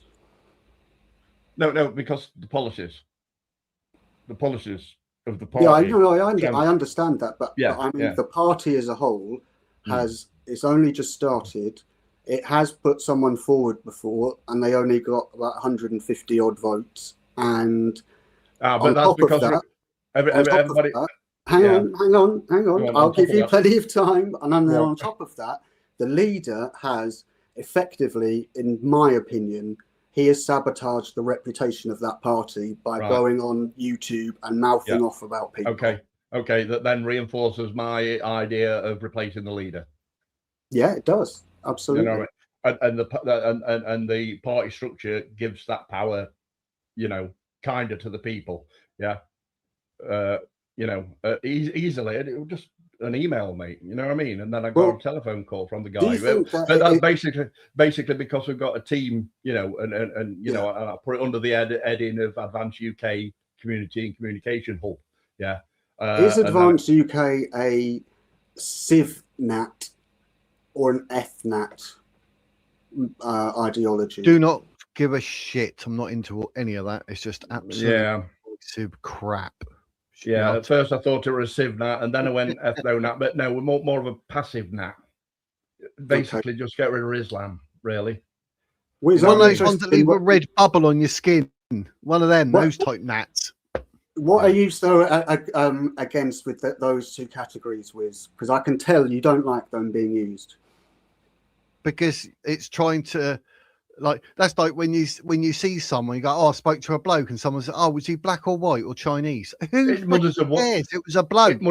It's not about this. It's not about that. I'm talking to you. I'm not going, "Oh, by the way, are you Jewish? Are you Christian?" Like, who cares? Like, do you work for a living? Yes. Do you pay tax? Yes. Do you embrace England and its culture and its history? Yes.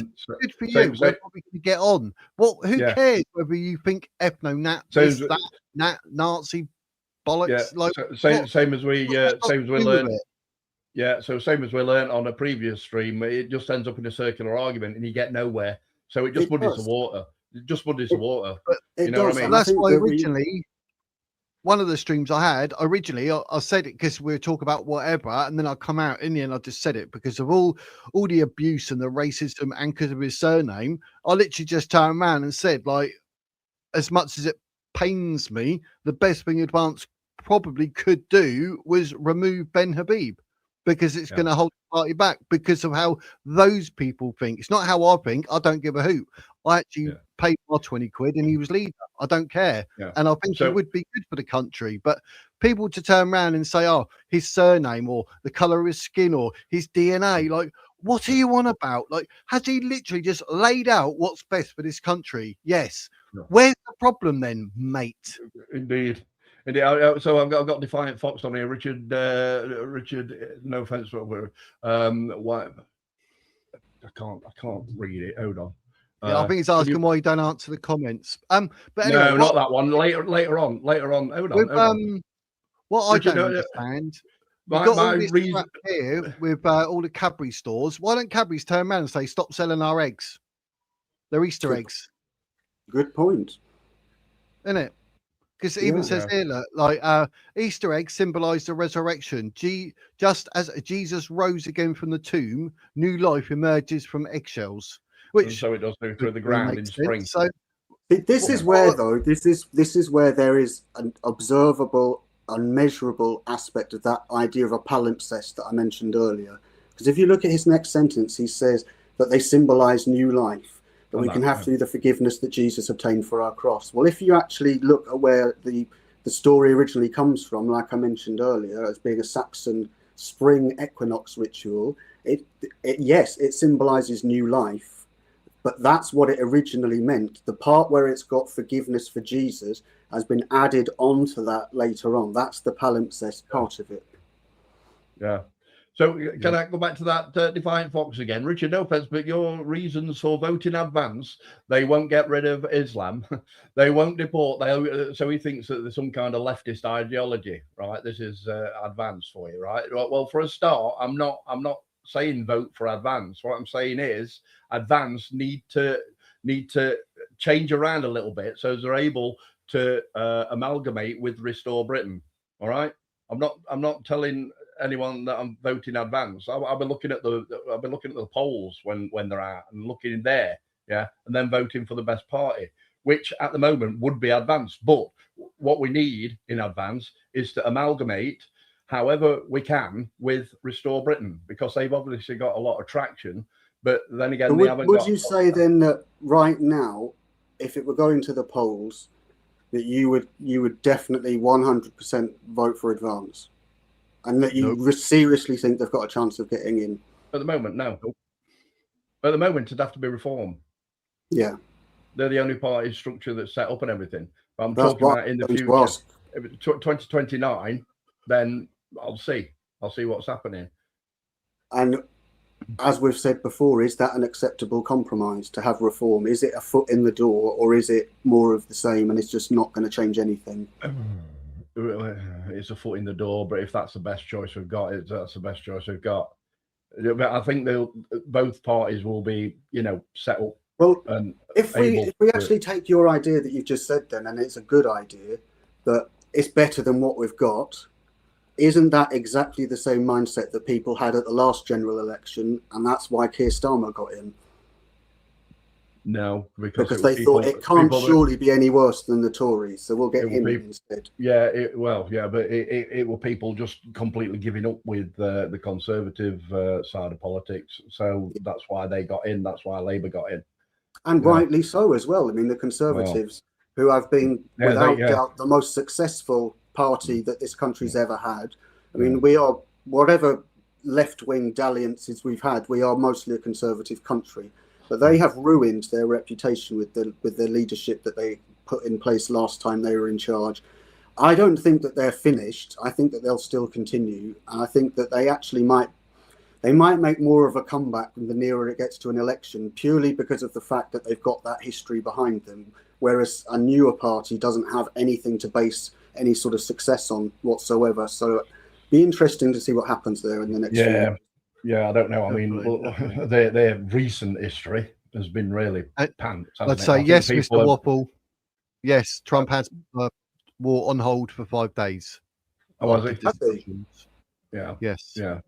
So all these preppers then doing live streams, the world's going to end in 24 hours, right? I can block them now, can I? From seeing their news feeds now, because that's what I do. If I see someone spouting a load of bollocks on the internet, I'll probably give them a couple of chances, and then if they start spouting, can I ask a question here? I'll get rid again. To do with what Helen has just said there, because I do not follow a lot of political YouTubers, and as I mentioned, I never heard of Paul Thorpe until a few weeks ago, and certainly never heard of Richard Inman, and I have got absolutely no idea what this pledge is. What is it? Oh, it's a pledge to stand by all the English patriots and stuff like that. It's a long list of different things that they're going to do, and lots of different people have signed it, such as Paul Thorpe, Richard Inman. They had a big get together and they all signed this pledge, like, in order to carry out the pledge in a government body. So is it like is it sort of a manifesto, or is it more like a contract of agreement that we're going to do this? Both, I believe. Both. Yeah. Okay. Yeah. And is it supposed to be legally binding? But I'm unsure. I think over 100,000 people have signed it. Anyway, it's been petitioned, so I know it's got some warrant and merit to it. I can't be 100%. There you go. The pledge. Take a look. Phil has just doofied it, linked it in the chat. Has he? Let me just scroll down. Oh, by the way, I don't really read the chat as well as listen to people because I can't do two at the same time. I'm not a woman. I can't multitask. And I do have a superpower and I can read really, really quickly, so forgive me. Like, what's his name? Like, what's it? I can't remember his name. Massive YouTube, about 15 million followers. I don't know how the hell keeps up with that chat. Is it like they just read it out? Asmongold. That's him. Okay. See that I just read that pledge. There is one bit in there that I would query, which is the last bit, which is, I cherish every human life as sacred. Is every human life as equal as every human life? That's what that depends on, believing that everybody is equal. And I would say that yes, on a human level, 1-to-1, we are equal. But once we get into belief systems and what people actually, how they behave, and what they're and a murderer, then yeah, exactly. Then there isn't. Is there another point? Let Jake finish, mate. Sorry. So on, Jake, I'd say that it's yes. The principle that all lives are sacred, and in an ideal world, then yes, all lives are equal. But once you start getting into things like family beliefs, religious beliefs, political beliefs, then you're starting to move forward into cultural aspects. And I do not think that all cultures are equal. I certainly do not think that Islam is anywhere near as good as the system that we had here before it was corrupted. And I would say the same about communism. It's a completely shit idea. It's killed millions and millions of people. It's a terrible idea. therefore, anyone who believes in that doesn't make them a terrible person, but it means that they have terrible ideas. And so it's really hard then to distinguish between a person, their beliefs, and their actions. Yeah. So is the level of that we're equal is a bit misleading, I think. Yeah, but is there not something else in the pledge, before the final statement, that actually points out that it doesn't include that particular culture that we're obviously talking about? Wislam, or See, it's got here as well. It says, "I encourage respectful dialogue." Yes, I do. As you know, that's what I try and do. But there are times when respectful dialogue is not going to cut the mustard, and you have to be disrespectful. Yeah. And I would also, I can go through all of it if you want to. I've never seen. You can present it on screen. Just click that present button. Then we can see it. I'm not disagreeing with what's in here. It's just those particular bits. Yeah. But if you do present, share screen, and then it should come up with the tab, or that you've got the pledge open on, and then you click on that particular the pledge. It's entitled the pledge. If you share screen. There are some things in it that I think are problematic for sure. There are some things in it that I think are really, really good. And just to clarify again, I'm not slagging off this pledge. I'm not saying it's bad. I'm not saying it's wrong. All I'm doing is exploring the ideas that are in there and seeing how feasible they are. So would you like one of the head signers to come onto this channel, such as Paul Thorpe, to come onto this channel, and then you can discuss this with him? Paul Thorpe? Yeah. If he wants to discuss it, I'd be happy to discuss it with him. I've got him on WhatsApp speed dial, mate. Be happy to talk to him about the pledge. Is that all right with you? Is that all right with you, Wiz? I'd do that. Is that all right with you, Wiz? Yeah, I don't know if Paul go into that or whatever. I don't know, because obviously I think it's one of the going on at the moment. At least he'll know one of the main signers, mate, such as Richard Inman. So if we get him on, and then you mention your ideas to him, then I'm sure he'd love to talk to you. Well, you see, it's just things like, one of the things that it's got on here is, "I reclaim my Christian heritage, culture, and values." Right. Now, as I've said, I'm not a Christian, so I don't believe in the Christian values, but I do not dispute the fact that Christianity has played a major part in forming our culture. But what that statement doesn't include, and should include, is the culture that was before Christianity, which is also part of our culture and our values and our traditions. Mm-hmm. And I would like to see it mentioned. Of course, you being a British citizen, you've got heritage in this country, obviously. Yes. That basically translates as history, doesn't it? You know what I mean? It does. Yeah. So. There are two bits here that I think I really like the idea, but I'm not so sure. Oh, I wouldn't speak to Richard Inman. No fucking way. I don't like the way he speaks to people. I would not get involved in a discussion with him. He's far too aggressive for my liking. You wouldn't get a discussion. You just get a lecture. Well, but it'd be on a pro-advanced channel. It would be on a pro-advanced channel. I think he might. Don't get me wrong. I've no issue with the guy whatsoever. But when I've seen him recently, and I bear in mind I didn't know who he was until a couple of weeks ago, the things that I've seen of him, I didn't like the way that he came across. That might not be how he normally is, but bearing that in mind, I wouldn't want to engage with somebody that had that sort of attitude, because I don't think that it sounded like they are open-minded and are willing to have a discussion. It sounded to me more like somebody who's got a conclusion already formulated and everything they say is related to that conclusion, rather than looking at things more openly. Right. Well, I'm sure he's a good guy. Yeah, I mean they've had a lot of abuse. All those guys, Paul Thorpe, Richard, they've had a lot of abuse. So whether or not he was replying to someone who was giving him abuse, I don't know. Yeah, absolutely. I don't know the time, but I do know that obviously as pro advance, this channel also being pro-advance and also pro-restore as well. You know, we're on the knife edge at the moment. I mean, I'm sure let's suppose that maybe I've only seen bad clips of the guy, I don't know, and that's not how he really is, then that's different. But you know, if there were an agreement that this is just a discussion, it's not a debate, nobody's scoring points, it's just looking at the ideas, then yes, that's fine. Yeah. But I wouldn't want to get into a conversation that I know is going to end up in a row, because that's no point having that conversation. Yeah. Now, this was the point I was going to make here.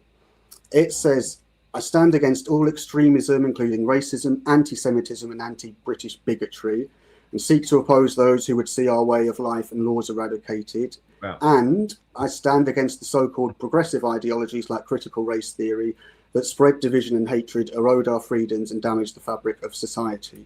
Now, I get the idea behind it completely. And I mentioned earlier on, we need to get rid of this ideology from our system. So you know that I'm in agreement with that. But as I've said before, a liberal democracy cannot outlaw beliefs, because it is a fundamental principle of democracy that we have freedom of belief, and therefore we have freedom of expression. So you can't outlaw a mode of thinking because it goes against an entire way of thinking, which I know sounds contradictory, but that is how it works. Yeah, I'll tell you what. I'll send Paul a WhatsApp now and see if he's got 2 minutes to jump on. How's that sound, Wiz? All right. Who? Wiz. It does this. You're back in the room. So, Paul Thorpe, I'll send him a message. Actually, he's got a few minutes to spare to talk about the pledge. Now. Well, here's one again. If we've got the one that says, I stand with all those who strive to build a peaceful, prosperous and patriotic society. Yes, they've deliberately gone for the alliteration in there to make it sound better. But what it doesn't do is it mentions prosperous and it mentions patriotic. Peaceful, I'll leave. But prosperous, is that saying that everyone is striving to be prosperous? Because not everyone does strive to be prosperous. Some people are actually quite happy living in shit. And patriotic, this is a personal thing that I've mentioned before. I just have a problem with that word. And I know it's a personal thing, so I'm not going to go over it again. But what does patriotic actually mean in the context of here is what I would want to ask someone that had written it. Yeah, exactly. Yeah. I think it means English. Well, UK. I don't know. I don't know. I'd hate to, you know. I mean, I can text him right now, ask him if he's got 2 minutes to jump on channel. I mean, yeah, I definitely understand and appreciate and agree with a lot of the things that are in here. But like I say, like this one, I claim my right to speak freely without fear and reject accusations of, in inverted commas, hate. Absolutely, I 100% agree with that. Everyone should have the freedom to speak freely, even to say things that are offensive and that people disagree with.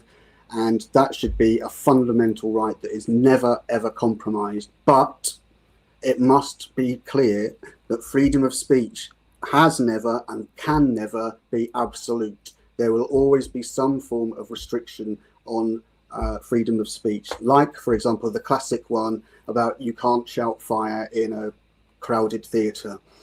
Yeah.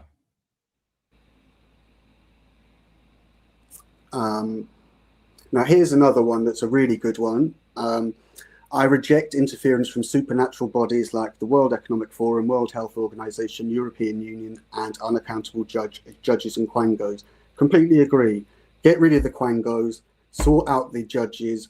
But when it comes to the World Economic Forum, that's a bit different, because if you were then to opt out of that way of thinking, then you're completely going to have to redesign our economy. And that is going to be extremely disruptive. And it's something that I think needs to happen. I think that system is corrupt. I think it's reached the end of its life cycle and it needs to go. But doing it isn't something that's going to be easy, I don't think, because it's so deeply embedded within our institutions. Yeah. It's also based on the Magna Carta as well. Yeah. There is just one other one I wanted to make. If they followed the Magna Carta to the letter, however you pronounce it, then Ben Habib wouldn't be allowed to be prime minister. Okay, here's one, number 38. we believe in a free, unregulated, uncensored press. So under that definition, that means that the Muslim Brotherhood can put out a weekly newspaper called Jihad.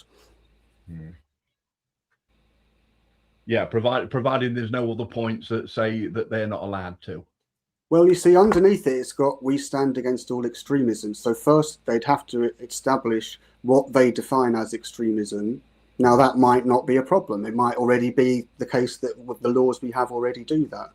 Yeah. But I noticed a bit further down, it mentioned something about keeping children free from ideology. Yeah. I would say, as a counter to that, it was 47. 46 is the one. Oh, yeah. Protect children from ideological and political indoctrination. Somebody from the left could quite easily say this entire pledge is ideological and political indoctrination. So who's to say what that actually is? There's no benchmark for saying this is what it means. So any document like this is always going to have loads and loads of questions. There are always going to be things that people can say, you know. Yeah. Maybe there's somebody, you know, underneath each heading on here, you know, like 36, 37, whatever. Maybe there's sub-headings on the pledge in order to actually. One example is you had Robin on here the other day, and his idea about everyone should be compensated because nobody asked to be born. Yeah. If you take that idea, the way that idea falls down immediately is that you can only benefit then if you're born. If you're not born, you can't benefit from it. And so in that case, there's nobody to actually give any compensation to because you haven't actually been born. So the whole thing kind of falls apart. And that's why you should always stress test all different claims. Not only that, I think that's probably something that's picked up from a Sovereign Citizen channel. Probably. Yeah. But yeah, like 36 there, we reject you don't know what he's watching. Political totalitarianism. Stop. Be quiet. Be quiet, Alexa.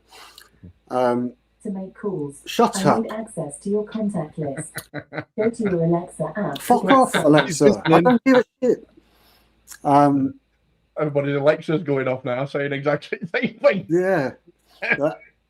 But it's not that, like I say, it's not that I have any problem with what's in here, but I do think if it has been stress tested, I wonder if it's only been stress tested within its own sort of field. I mean, by people who are similar supporters. I mean, if someone from the left were to look at this, what would they make of it? That's how you would stress test it. Yeah. But it's open to a lot of interpretation and misinterpretation, like what you're saying. That's why I've never signed it. That's why I've never signed it. Yeah, I mean, the one that I looked at, it only has the last category on it, so I hadn't seen all the ones that were before it. It just looked to me like it only had about 12 points, but I can see now that there's 50, I think, or something similar. The People's Charter. Click on that. Right, what about this one, 45? We recognise marriage between one man and one woman is the best model for stable families and societies. Okay. Right. Now, if you're going to be presenting that as the model, and I agree, that is the model, is that then going to discriminate against families that don't have that model at home? Well, they shouldn't be here. That's automatically putting them off the pledge. It's an automatic filter to put them off the pledge. So, yeah, good. Don't get them signing it. Fine. Yeah, but I mean, you turn around and tell two blokes or two women that, you know, they're not entitled to get married. I mean, I know, like, we go with the Christianity stuff and that, but like, we can read the Bible and we've all established that we've changed our way accordingly as we've gone through, unlike Islam, who's stuck in 700 AD. So we've all sort of done whatever and changed that. Now, I'm not saying that biblically or by Christian terms that it's right. But who are we to say just because someone was born gay, they are not allowed to marry someone they genuinely love? Yeah, I understand that. Yeah, I'm married. And who's to say that they're not going to be a better parent than someone who's straight? Yeah. Yeah. I understand where you're coming from, Wiz. Yeah, but are you actually allowed to marry a man in or a woman if you're of the same sex in England? They're literally going to repeal that. they have Yeah. the right to, and they're going to turn around and say, no, you haven't got the right anymore. So what about all the people that are married? Now, Yeah, so I disagreed with David Cameron bringing in the gay marriage thing, because as far as I'm concerned, there was already the civil partnership thing in place. And I think marriage should stay as a religious ceremony. And obviously, if you're gay, you can't then have that ceremony. But going back to what it says on here, it says that they are specifically going to say the best model is man and woman. So what are they going to say about other models of family? Does that mean that they're not, that they're shit? Yeah, this is why we need feedback on it. That's why we need feedback on this. You know, from someone who's well, actually, it's Richard Inman that's heading this. So you know, might have to hold your nose and interview him. No, I'd be happy to talk to him. I'm just not happy to talk to anyone who's going to be really, really aggressive in the way. I don't know. He won't be. He will. No, he'll see you as someone who's not trying to attack him. I'm fairly sure of it. Yeah, I'm not attacking any ideas here. I'm simply looking at the words that are in the statement and saying, right, this is where you can attack. You pointed out some really good points there, such as that one that's highlighted now. That's a good point. Yeah. And okay, take 49 then, Richard. See what you think of this one. It says we choose to fight for these values, rights, and goals. Does fight in that context include violence? No, it means what they're doing here. This is legal and parliamentary. It's you know. But how do we know? It doesn't say. It just says fight. Yeah. Well, yeah, but no. What does fight mean then in this context? It just means to uphold them claims that they're making, or uphold them policies that they're making, or those rules. Well, that's your perception of it. Yeah, it is my bit. Yeah, well, that's why we need someone else. You could say, and I think Wiz, you'd probably agree with this. It sounds like what you're thinking. You're saying, as far as you're concerned, that says when it says fight, you can go out and actually have a scrap with someone over this. Yeah. It could be interpreted that way. Yeah. What did Trump do when Trump got shot? What did he mean by that? What does fight mean if it doesn't mean physically? You know, that's like me being a doorman and they go, "Oh look, they're fighting over there." What does that mean? Yeah. What? Well, let's put it into a fighting. context. Then I know somewhere else where it uses that word in the Quran. And what does it mean in the Quran when it says "fight the non-believers"? Depends on literally that physical. So that's why in a document like this, you cannot put in a word like fight because it is because of the different connotations of it. It should be politically fight. But Jake, would you that just needs one word added?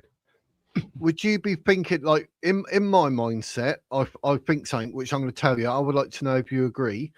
Okay. But documents like this, like we've not even gone into it properly yet. We're just looking through like here, there, and everywhere. But me personally, I do believe what I'm about to say is right, but I want to ask you if you agree. Do you think documents like this can actually cause more trouble than that they can actually solve? That's a really good question. The way it's written. But based on what I've seen, and bear in mind I've seen half of this document, I think that it could cause problems because some of the language isn't clear enough. And I also think that it ties people to a certain way of belief. So they become, very much an advanced person rather than any other person. It creates a sort of a tribal notion that you'd want to defend what it says in here. And in that way, it could cause problems, yes. I'm not saying that it will, but it could, yes. Because you could have people that read this, sign it, and think like that, especially like certain people with a certain mindset to think, oh, yeah, I've signed that. I'm allowed to go out and fight now. Yeah, exactly. Or this one, 23, it says, we believe in the unity and territorial integrity of the UK. Well, if you're a Northern Irish Catholic, then you do not believe in the territorial integrity of the UK, do you? Because you want to become part of Ireland. Yep. Now, they're obviously not the sort of people they're trying to get into the party here, but it is, it's not the best phrasing. Interpretation again. Or 21, it says that we were born free, will remain free, and our freedoms are God-given. Well, how can you prove that they're God-given? You can't. Yeah. We were born free and remain free because of rights that we've been given by humans that humans believe came from God. but there's no way of actually saying that happens. So that again, that's problematic. And also in our constitution, church is separate from state. Yeah. So the fact that they're God-given wouldn't be relevant anyway. So if you don't believe in God and you're going, oh, and our freedoms are God-given, you're like, well, what are they given then? Because I don't believe in that word God. So where does that go? Exactly. Yeah. Which is the problem that we have when people speak about Islam, because obviously we don't believe in their God, so it's all bollocks. Exactly the same principle. Exactly. But So I get what this is doing. What it seems to me it's doing is it's trying to restore a sense of community, cultural continuity, preventing ideology from taking over, and wanting a better, fairer society than we already have. All of which are very, very, very, very good. But let's take 26 then. Here's a good one. So before you jump to 26, number 21 again at the end, I don't know, it just flashed in my head, but it might make more sense to people if it actually said we were born free, we remain free, and believe our freedom is our right.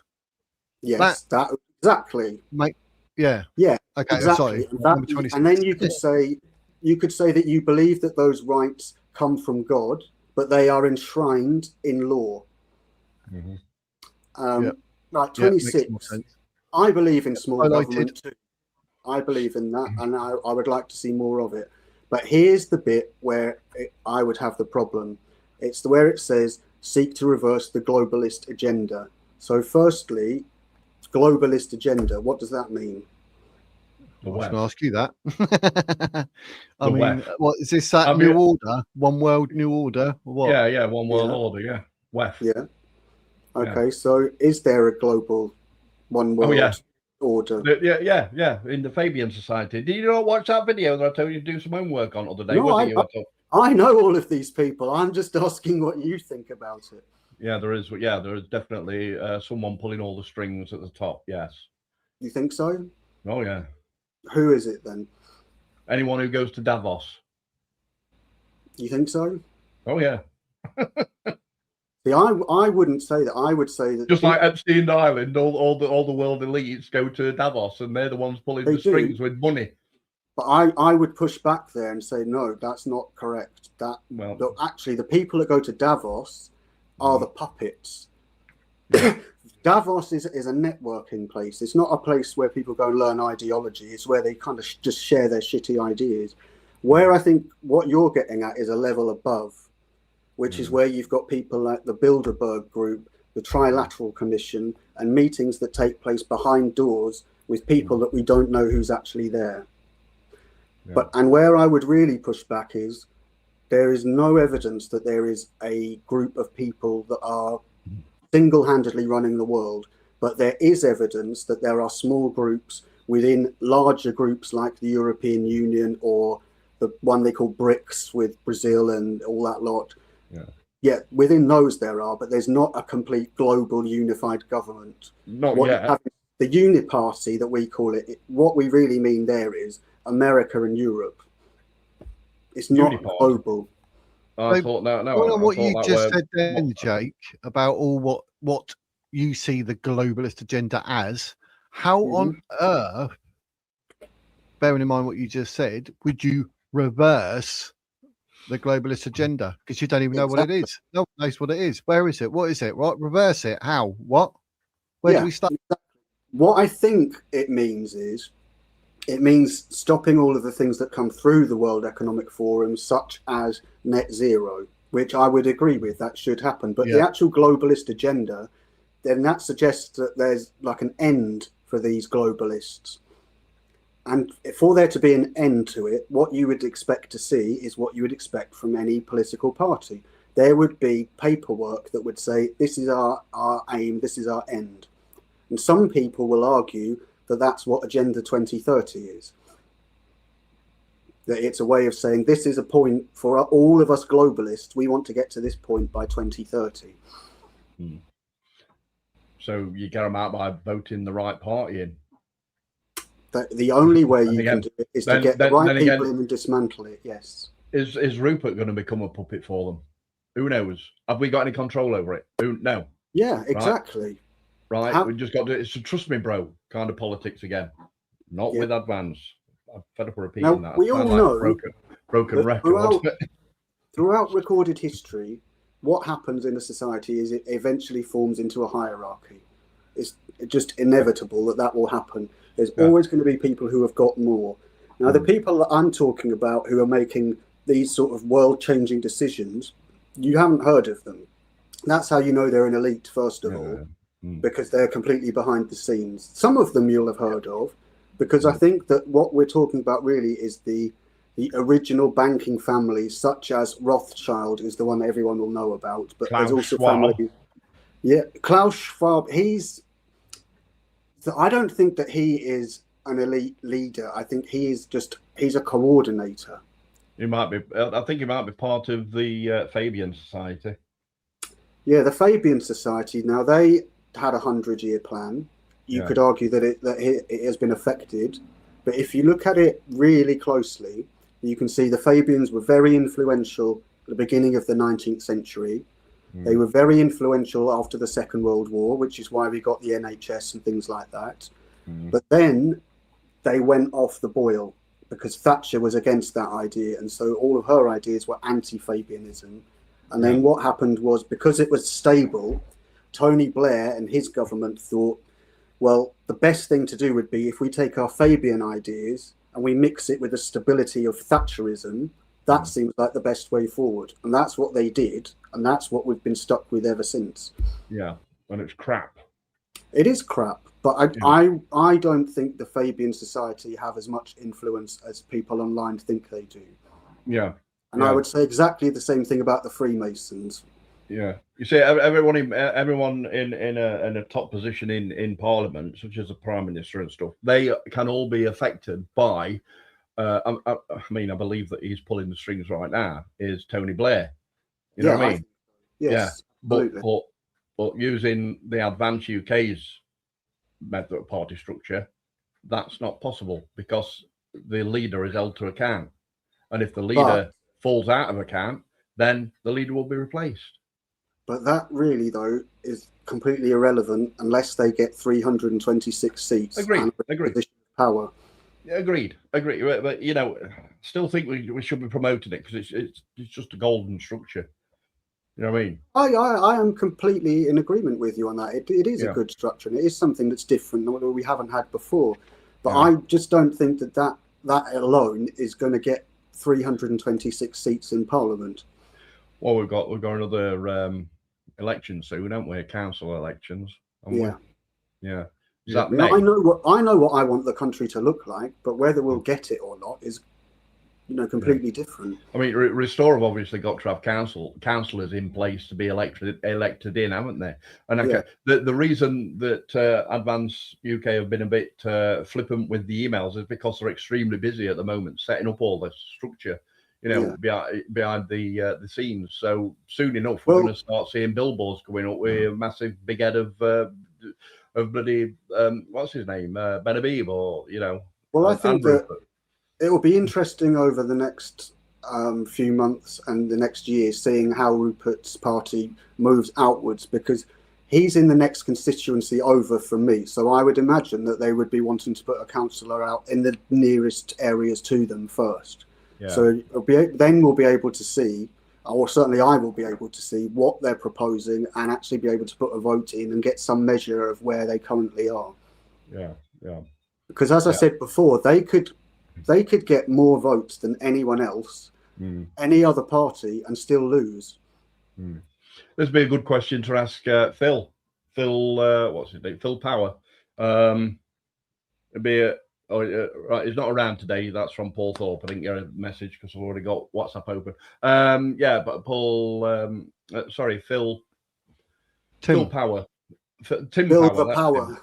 Tim Power. Yeah, that might be a good question to ask him because he would know how many councillors are ready for election in certain constituencies. So if it's over 325 or whatever Jake is saying, then obviously we're on the right path. Obviously we'd need 100% vote, win to get all those seats, obviously. But and then it all depends on how many Restore have got in and ready. you know, in order to form a government. Yeah, no, I agree with that. Mm. But it's So that'd be an interesting question to ask him, Wiz. That's if you're not going to have me on, because I might. Are you going to have me on or not? I don't know with interviews. I'm not too sure whether to do one or two people against one or not. I don't know. I've not thought about that. Oh, If I'm they wouldn't have been an interview if I had to email them. I stick to one because then you might talk over each other, but it depends. People do it on YouTube, so you certainly can have two. Well, as long as you answer all my questions in chat. As long as you answer all my questions in chat.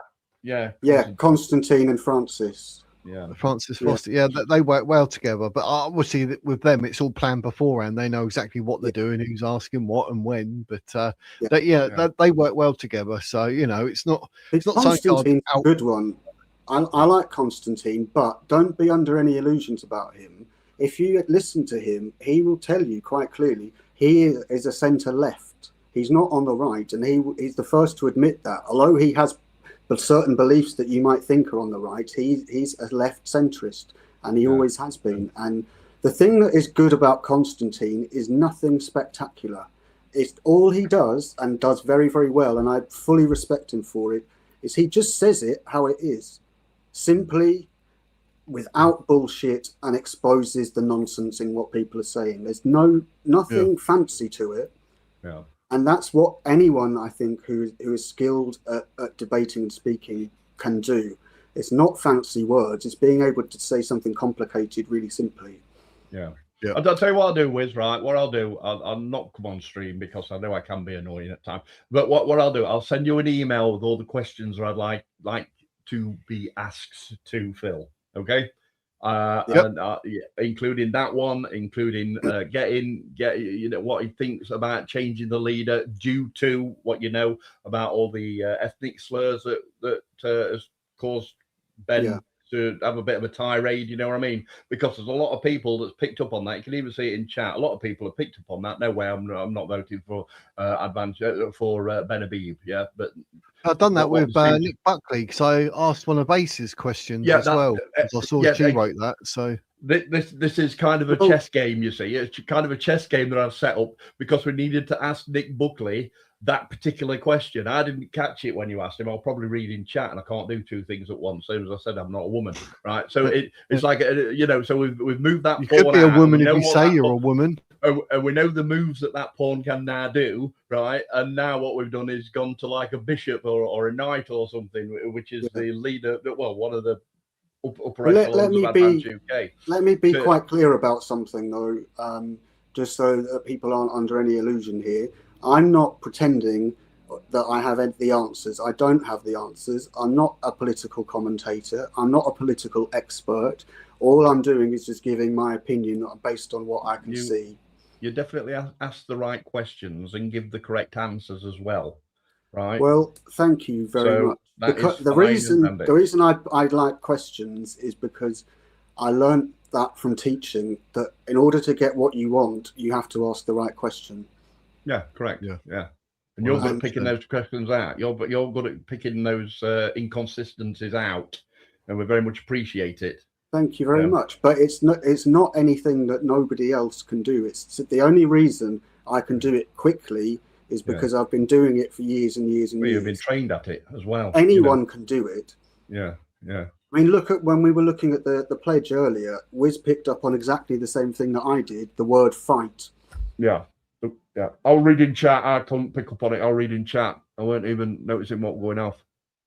That's my terrible. I don't know who wrote the pledge. Yeah.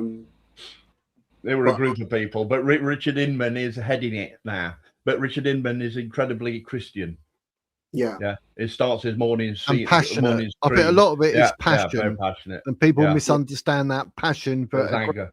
But at times, you're right, Jake. The way he comes across can be deemed as aggressive, but I don't know if that's because it's coming from a good place. A bit like when you were saying with Binky, who's in the chat, like the way he talks. Oh, he gets his and he's excited. He's saying that, and I've got a feeling maybe with Richard, that sort of passion comes across, and it can be quite blunt and aggressive, maybe. Yeah. But especially. I mean, I'd never heard of the bloke. The first time I see him is him saying a load of people are a bunch of fucking morons and idiots and all this, and That's it doesn't right, yeah. didn't create a good first impression for me. And I agree with what you said, that yes, sometimes passion can come across as aggression, and that isn't always the case.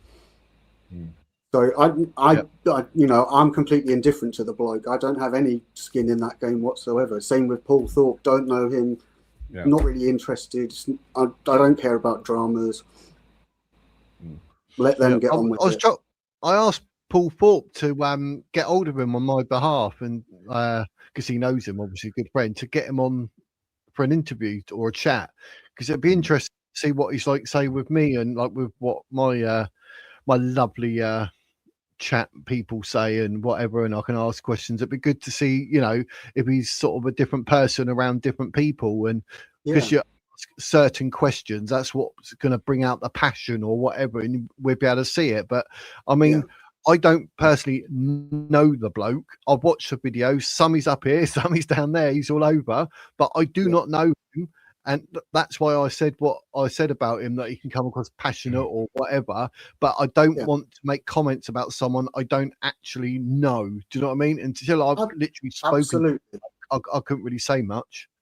No, I know exactly what you mean. And I've been in a situation where people slag you off online and say things that aren't true about you. And it's not a nice position to be in.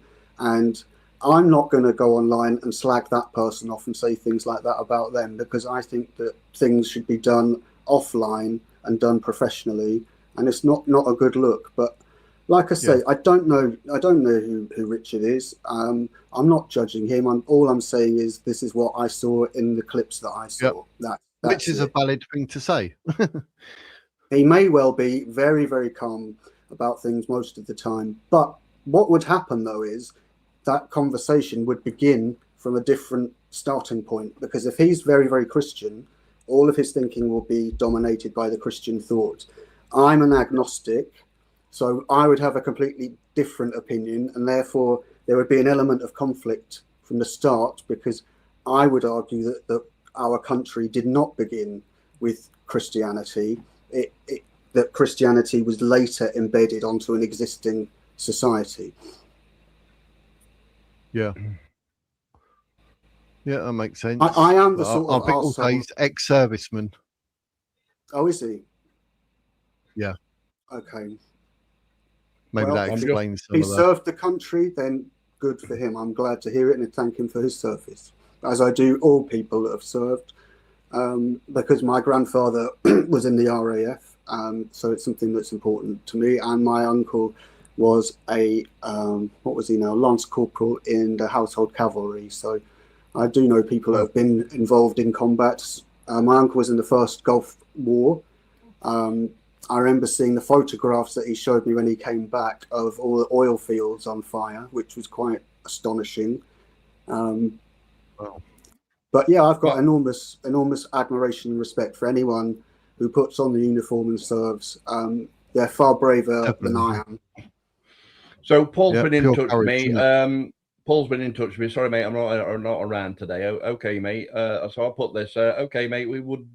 We could do with organising an interview with someone who's up to speed with the pledge, preferably Richard Inman. Can you forward Wiz's contact details, please? Cheers. Is that all right? Yeah. Yeah, I've asked him to. He's forwarded it before, but I don't think Richard's come back to me or whatever. But that'd be quite interesting. I mean, and if Jake doesn't want to talk to him, I will, or Jake can come up and give it a go. But, if it's up to you, Wiz. It's your channel. I mean, I don't want to overtake your channel and take over Jake, your show. You ask the right questions, mate. You point out, the not that the Wiz don't, right? But you point out the right answers and the right questions to bring up with. You'll be a lot quicker because where you got your English background. I think for me to see it. Probably see it a good minute before I saw it, maybe. Do you know what I mean? We'll probably have similar questions, but what Wiz might need is your email address, mate. So I don't know if you can. Oh, yeah, he's got it. Yeah, he's got it, right. So we'll be able to contact you then, and then we can organise, that interview. Because we were going to sort out with Ace, weren't we, about Michael and his 26-point plan or 25-point plan? Yes. Hmm. And Yes. that'd be quite interesting, because I reckon It we would. could pick that to. And I've Whatever, but noticed that in the might- chat as well that we can see that he's obviously quite a polarizing figure, because there is some disagreement in the chat. Nice, respectful disagreement, I would hasten to add. But it was interesting what Helen has mentioned in there, because, like I say, I didn't know who the guy was. She's given some more contextual information that's important. Then, like Nelly has given their opinion in there, and that's perfectly fine. They've said, this is my opinion, this is what I think. No problem for me. Yeah. You can't please all the people all the time. So, you are who you are. As long as you're true to yourself, whether people like you or not, it's not in your control, is it? And I would say that's something that I've always strived to do since being an adult, is I've never compromised from being myself. I don't pretend to be something that I'm not. Some people don't like it. I understand that. Some people respond to it. Then that's really, really good when they do. But I will never apologize for being who I am and for the things that I believe in, because that's who I am. Yeah, which is fair dues. Right, let's move on to this. Once again, I wonder who done this with this attack on the Jewish community. Well. I don't know if you guys saw. I think it's 4 ambulances. I've seen the clip. There's 3 or 4 blokes set fire to an ambulance. Yes, and apparently IRGC have actually sort of staked a claim on that. But I've not seen anything since, but I have heard. But it seems a bit, I don't know, what should we say? It's going to be a certain community that would attack the Jewish people in any shape or form. You would be right to have that reasonable assumption, I think. Yeah, I said it about something else, and I was right. One attack, they didn't say nothing, and I was like, "It's an attack on the Jews. It will be a Muslim man," and it was. Hare Krishnas. Is the idea behind it? I mean, I could be completely wrong here, but is the idea behind this that if they set fire to the ambulances, then if a terror attack then happened, it would take the ambulances and the emergency services longer to get there, so they could do more damage? Correct. Is that what they're aiming at? These 4 ambulances are actually for a not-for-profit organisation within the Jewish community. I think it says, it says it here on this bit. That was good. Hatzalah, a not-for-profit volunteer organisation that responds to medical emergencies. So that's actually what it is, sort of like their charity, those sort of ambulances. So maybe they were thinking like they go out specifically to maybe the Jewish community. So if they're not available and a Jewish man or woman sadly has a heart attack, then there's no one there. Yeah. Maybe that's could be line of thinking. It could be a way of like maximizing damage potential. It could also be, because they're quite a sort of obvious symbol of safety, it could be symbolic in that regard and saying, look, we can get you at any time. The thing that I think is probably notable about this is, thank fuck no one got killed. Let's hope that this was just a symbolic incident and nothing else happens because of it. But there is a very, very worrying threat from the IRGC. People have said that there are sleeper cells waiting to be activated. We've already had missiles launched at British territory in terms of the Chagos Islands. So there's potential for these sorts of things to happen. But because of the way that things are presented online these days, it's really difficult to separate truth from fiction and scaremongering. And I honestly couldn't tell you what is true and what isn't half the time. Yep. But once again, the Jews are the victims. I mean, you couldn't make it up. But then it's just, I don't know, the anti-Semitism, the Jew hate. I don't get why, like, the hate for Jews has gone up since like October the 7th attack, when they were actually the victims. They've responded accordingly. They make out that Gaza and Palestine is a genocide when there's 5.6 million people and the reports are between 40 and 70,000 people. So that's not a genocide. Gaza is 2.1 million people. Even that, 70,000 people. That's not a genocide. But everyone's like, no, but it's the Jews. We hate the Jews. Jews. Now, This, I think, is how good that Muslims are at propaganda, and that's why people think what they think, because they won't look it up for themselves. The best thing I'd done in October the 7th was learn about it and find out, like, Yeah. oh, it's not Palestine, it's Judea and Samaria, blah, blah, blah. Your own research. But no, the Muslim propaganda, oh, let me absorb that like SpongeBob SquarePants and start Yeah, giving that's little... a good point, actually, Wiz, because some of the original sort of anti-Jewish propaganda actually came from England. I found out not so long ago because it happened not far from where I live. It was in Norwich in, I think it was the 12th century. There was a boy was killed, and I think he might have been crucified, actually. But the people in the area blamed it on the Jews and said it was because that they wanted to drink the blood of the children. And so all the Jews in the area then got booted out of the country, and they weren't allowed back until I think it was about the 17th century. So that's where the idea of what they call the blood libel of Jews drinking blood, it comes from a rumour in Britain. And obviously the Muslims will pick up on that. Yep. Wow, I never knew that.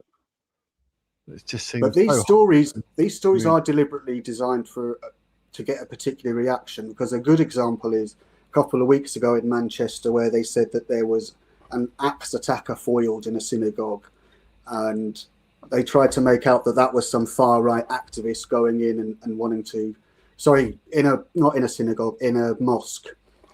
And they were trying to make out that there was some sort of form of terrorism, when in fact it turned out that the guy with the axe was actually a black man and he was a Muslim. But by then the story's already out and people have seen it.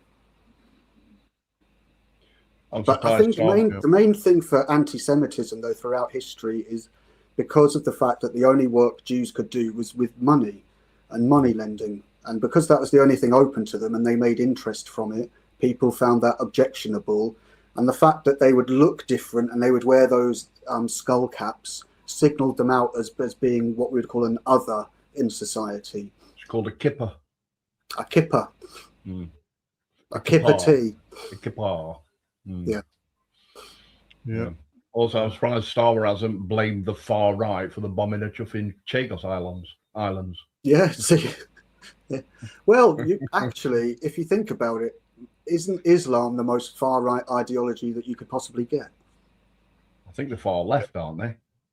I would say they were right. They're very authoritarian with their personality cult regarding. Yeah, but the far left can also be very authoritarian, can't they? They can. Yeah. Well, they're the same in many regards. They just have a different perspective on the same thing, basically. Yeah. I think Islam or Muslims are xenophobic. Personally. Yes, I would say that they are. But yeah, they are. And they also use another word. I forgot this word, actually. It's a good word. I learned this at school. They use what's called jingoism, which is where you sort of excessively propagandize your own country and make out how amazing you are. They do the same in Islam, saying how brilliant they are. Yeah, I mean, because they so good they come to England. Yeah, the Islamists always align with the left wing. Yeah, yeah, they do, and that goes back to the 50s, when the Soviets were involved with the PLO and Yasser Arafat.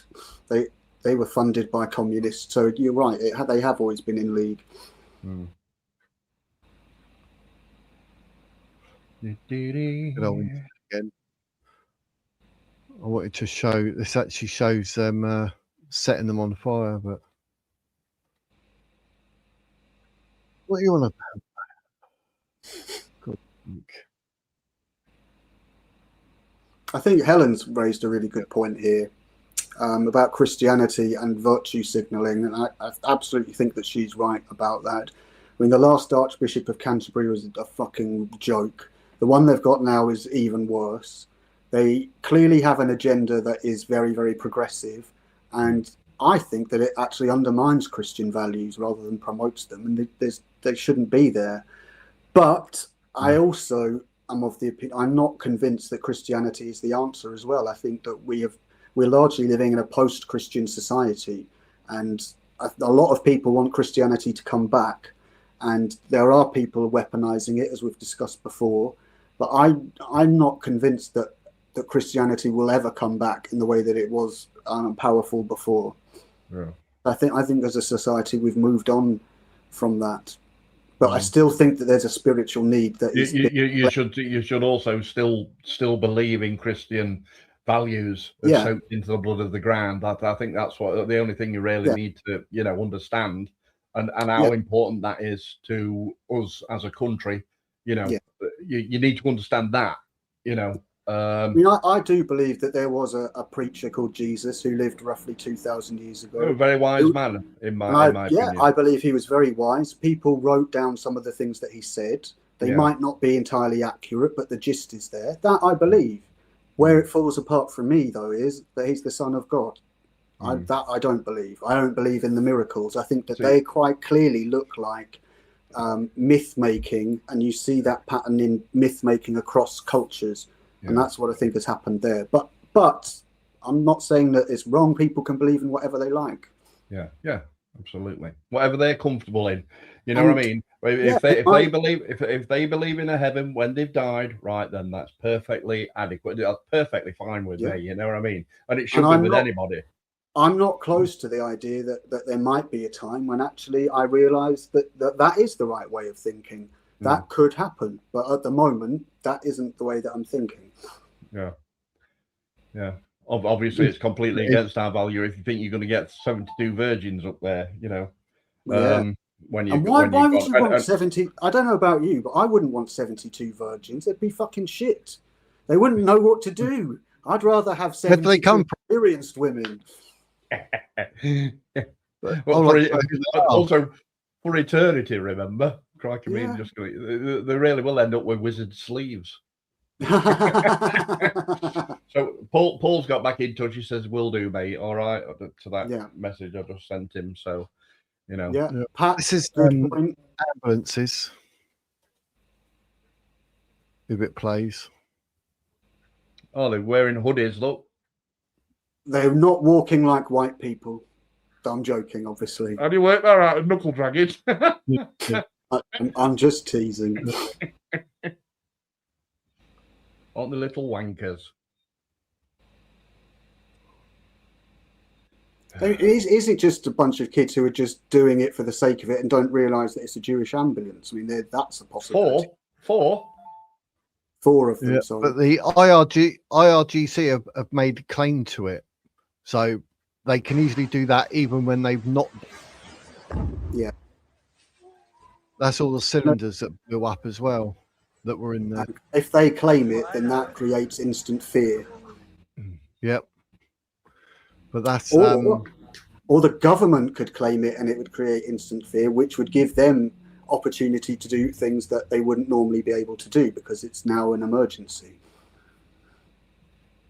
Yep, but it's absolutely mental that they'd even consider doing that. But people have made claim to certain acts when it wasn't them before, like you say. So it's not unheard of for there to be false flag operations. These things happen. There was the Gulf of Tonkin incident that kick-started the Vietnam War. There was in World War II, there was an incident in Manchuria where Japan blew up a tiny bit of railway and then blamed it on, I think, Russia, or the Chinese as a way of moving in and taking territory and declaring war. Things happen. Yeah. Yep. Just have to see if they can we don't know. Yeah, just have to see if they can catch them and then whether or not they're going to be honest about the ethnicity of the group that did it.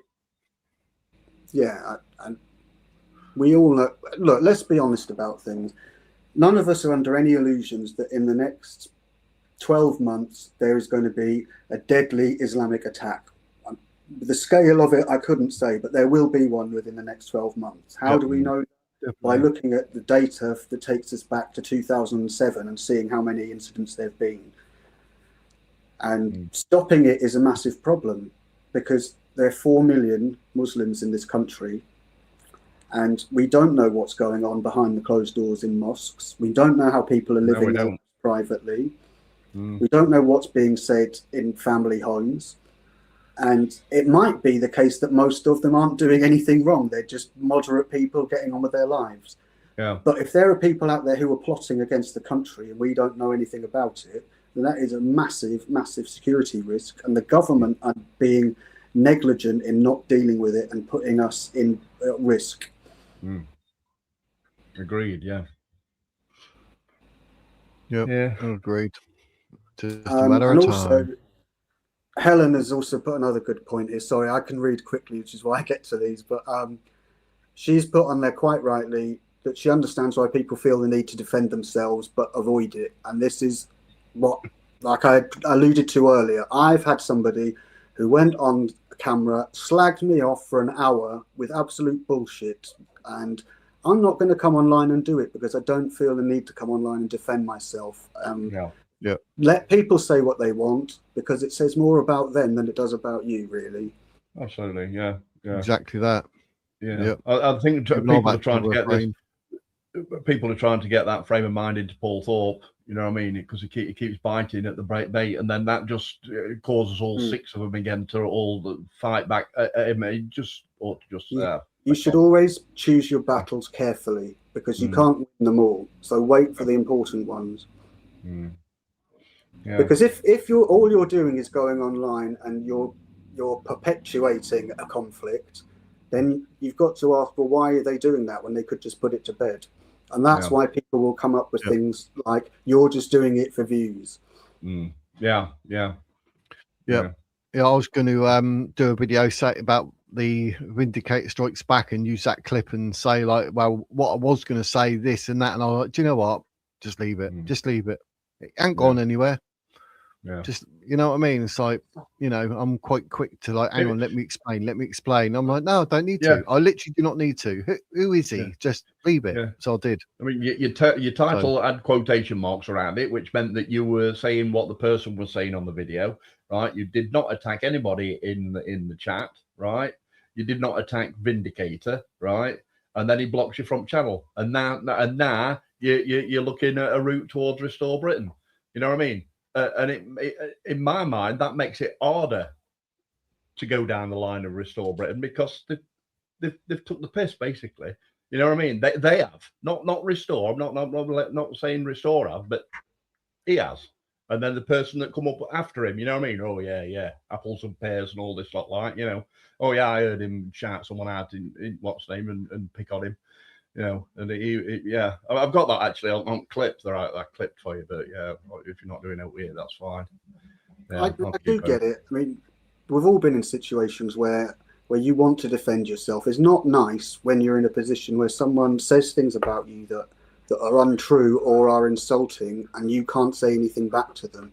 And it's even harder to do that when it's someone that's got a bigger platform than you have, because they've got much more reach. And once they've said what they say, and their followers believe it, regardless of whether it's true or not, and nothing you say is ever going to convince them otherwise. So really, I don't see the point in doing it. Yeah. Well, it's his loss. It's his loss anyway, because if it's blocked you, obviously it should be blocked from this channel. So therefore, it's not going to get that classic tune of Rupert Lowe, bow tie, boat low thing that you did. And another thing is, quality tune. If people are slagging people off because they're making money and they want clicks and views, then that is the whole point of YouTube, isn't it? I mean, I know that there are people that aren't interested in making the money, like Wiz. Myself is not interested either, and a lot of other people. But generally, that is what most people treat it for, is a way for them to make money. Yeah. Is that wrong that people do that? Yeah. Well, it is if they're misleading people. But then because of witness to what happened to Wiz, and Wiz is also witness to what happened to Wiz, obviously, on Vindicator's channel. When Vindicator starts slagging off other YouTubers, such as Paul and Richard and all that lot, then we just, no, we know what you like. You know what I mean? We're not even going to listen to you. You know what I mean? Yeah, so then I don't know. We're more likely to listen to Richard and like Paul Thorpe. You know, I listen to all Paul Thorpe. Yeah, I don't know that guy. Once I went on one of his lives because I just wanted to see what kind of bloke he was. I didn't have any problem with him on that particular occasion, but beyond that, I don't really know anything about him, to be honest. Yeah. Well, I went on his channel when Rupert Lowe launched Restore or it might have been a week before, and I was explaining to him the college, mechanism and how it all works and that lot. And he actually says to me, "Oh, you do realise that we're not even a political channel on here, don't you? So politics. I don't give a toss about politics." A week later, when Restore launched, that were it.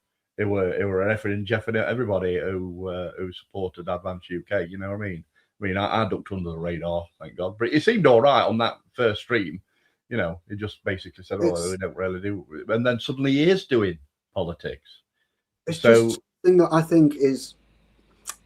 Has he seen the bandwagon and jumped on that for money and clicks and views, therefore being a grifter, which is what he's projecting then, isn't he, on the other Advance UK members?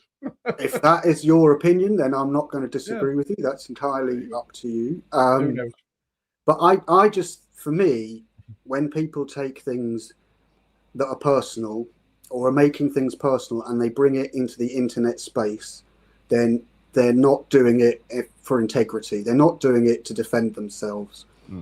I think that there's another reason for doing it. And I'm not accusing anyone of anything here. I'm speaking in general terms. I don't see why they would do that. Why do people need to come on and just slag other people off? What is the point? What does it achieve? Nothing. Yeah, just circular argument on the internet. Circular argument on the internet, whereby then that triggers someone else to slag them off, and there's no point to it at all. Concentrate on the issues, not. Nobody who is sat here now or is in the chat is probably going to be able to solve the problems that this country faces. But that doesn't mean that we don't have a voice and that our opinions don't count. But we have to find a way to deal with it.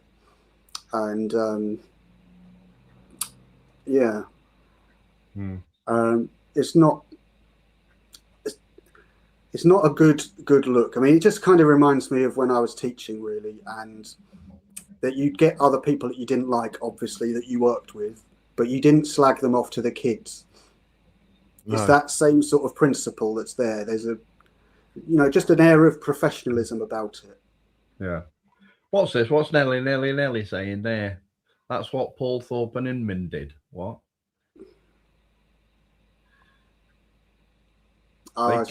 They kept hashing over Ben Habib, Base and Bougie, and Lubna's racist attack problems simply to get views. What? I see. No, so he's saying that his argument is that they kept talking about Ben Habib and that they were using Based and Bougie and Lubna to get views. No. I think Paul Thorpe's had I have no idea. On. But no, I'm not too sure on all that. But like I say, a lot of that I'll just stay out of it. With Paul the Vindicator was attacked. What would you say about that, Wiz? Would you say you attacked Vindicator or Vindicator attacked you? Anyway, saying like you saying that I attacked Vindicator? You go and watch the video. No, just say Paul Thorpe did or something. Paul Thorpe attacked you. Yeah. Anyway, we know different. We've seen that. Yeah. That's what goes around comes around, though, isn't it? If I had a channel where I'm attacking people, they're going to be doing videos attacking me back. It's what's going to happen. So don't make that sort of content, and you'll be all right. And if someone wants to then try and say something about you, then they're whatever. They're lost. Crack on. They were, Ellen. That if I have a problem with somebody, then I will say it to their face. Yeah. And hopefully try and sort that problem out in the best way possible. I don't like conflict. I don't like arguing with people in that regard. Yeah. I like to keep things simple. But I'm not going to go around slagging people off if I'm not going to do it to their face. Yeah. So I understand this story now. I can get the context. I think what Ellen Crystals has said there. I think they were just calling out how horrible the attacks were. Yeah, that's right. That's what did happen. But people Based and Bougie were being attacked by some prominent YouTubers. What's it called? The political view or something. It's Bo and his mate, and they were there just sneering and sniggering at Based and Bougie, and people like that, and that's where it came from. You know what I mean? All. Then that just ended up as a massive ethno-nat kind of fight. You know. I don't like that, Bo Dade. Yeah. That is someone that I will say I don't like online. Yeah. Because I think his opinions are too strong and too inflammatory for the internet. And then you've got to remember, of course, Paul Thorpe knows about that content that was said by them, and of course, all of that group are all within Rupert Lowe's political sphere, right? And then suddenly all this ethno-nat stuff comes out, right? So then, what are you to think? I know it's only really, assumption, but what you're supposed to think about that, yeah? Who's whispering into Rupert's ear, and that, I think that's what Paul Thorpe were getting at, what's. And that's exactly the sort of thing I just could not give a flying fuck about. I don't Yeah. want to know about that sort of thing. Yeah. Now, this based in bougie, I've got absolutely no idea what a bougie even is. It sounds like something you pick out of your nose. Oh, she's a black lass who goes But around. yeah, I know doing who vlog. she is. Yeah, right. Okay. She seems to me to be she's quite a sweet individual. She's definitely a patriot. Yeah. She's definitely patriotic. Absolutely. Yeah. I think she is, to be fair, she's a bit thick about certain things, but her heart's in the right place. And I think she's doing a really good job of being a patriot. Yeah. And it's good to see somebody standing up for Britain who is black, because it then can diffuse all of the racism claims. And like I say, I think she's a sweet individual. Doesn't necessarily have the brains for some of the ideas that she says, but I don't mean that as a criticism, though. I think So basically, the Paul Thorpe situation was about them calling them basically just doing racial body language towards them. You know what I mean? Like, oh yeah, I don't want to listen to that kind of thing. Is the problem then that those two that we've been mentioned, that people felt that those two were unfairly criticizing them for being ethnats and racist? I don't think it was a feeling. You could see it. And I didn't really listen to the second half of the thing. I'd heard enough. You know what I mean? I mean, they pulled up on Baraka. Yeah, Baraka. The one with this big hair. Yeah. I think he's Somalian or something. I can't remember. But yeah, they were pulling all them to bits. You know what I mean? Well, I don't want him reading news to me, kind of thing. You know what I mean? Because of how he was, and it's those who lit the touch paper on the fire. You know what I mean? And then that gave kind of Restore a bit of a negative view, to us who basically want a half Pakistani man to run Advance UK because we think that he's a British patriot, but they want to muddy the water by saying things like that to them. Oh yeah, they need to be gone, kind of thing, Yeah. Carol. Sorry? Carol, yes. I misunderstood the comment, so that was my bad. Yes, sorry. So yes, I know what you meant. I misunderstood. So sorry. Yeah, but this is a touch paper this was, they were them that lit the touch paper for it, and then suddenly that caused a split. I watch far too much fucking YouTube. I really do. That's why there's such a conflict between civnats and ethnats at the moment. Correct. Yeah. Right. Not that I don't even. Well, even Paul, in his own words, has said it's not an ethno-nat nor a civnat. He says it's a passive nat. You know what I mean? So as long as basically you're an English patriot or a British patriot, then fine and dandy. You know what I mean? I would use a different term myself. I would say that my thoughts about things are that I am I would say a cultural communitarian. And that I believe that culture is what is most important and should be transferred, protected, inherited, etc. And that ancestry is part of it, but it is not the base of it. Yeah. You see, we no need to get rid of Beige and Bougie or if it weren't for Baraka, we wouldn't have had a live stream that we could show for the Advance UK launch. Not the launch. Yes, no, I remember watching that. Yes, it were only him that were doing it because all their cameras have been took down by stupid fucking lefties on outside. We're a jammer. You know what I mean? And he was the only real live stream that you could tune in on. I did actually ask him if I'm all right to use his live stream. He said yeah, feel free, You know what I mean? So yeah, nice bloke.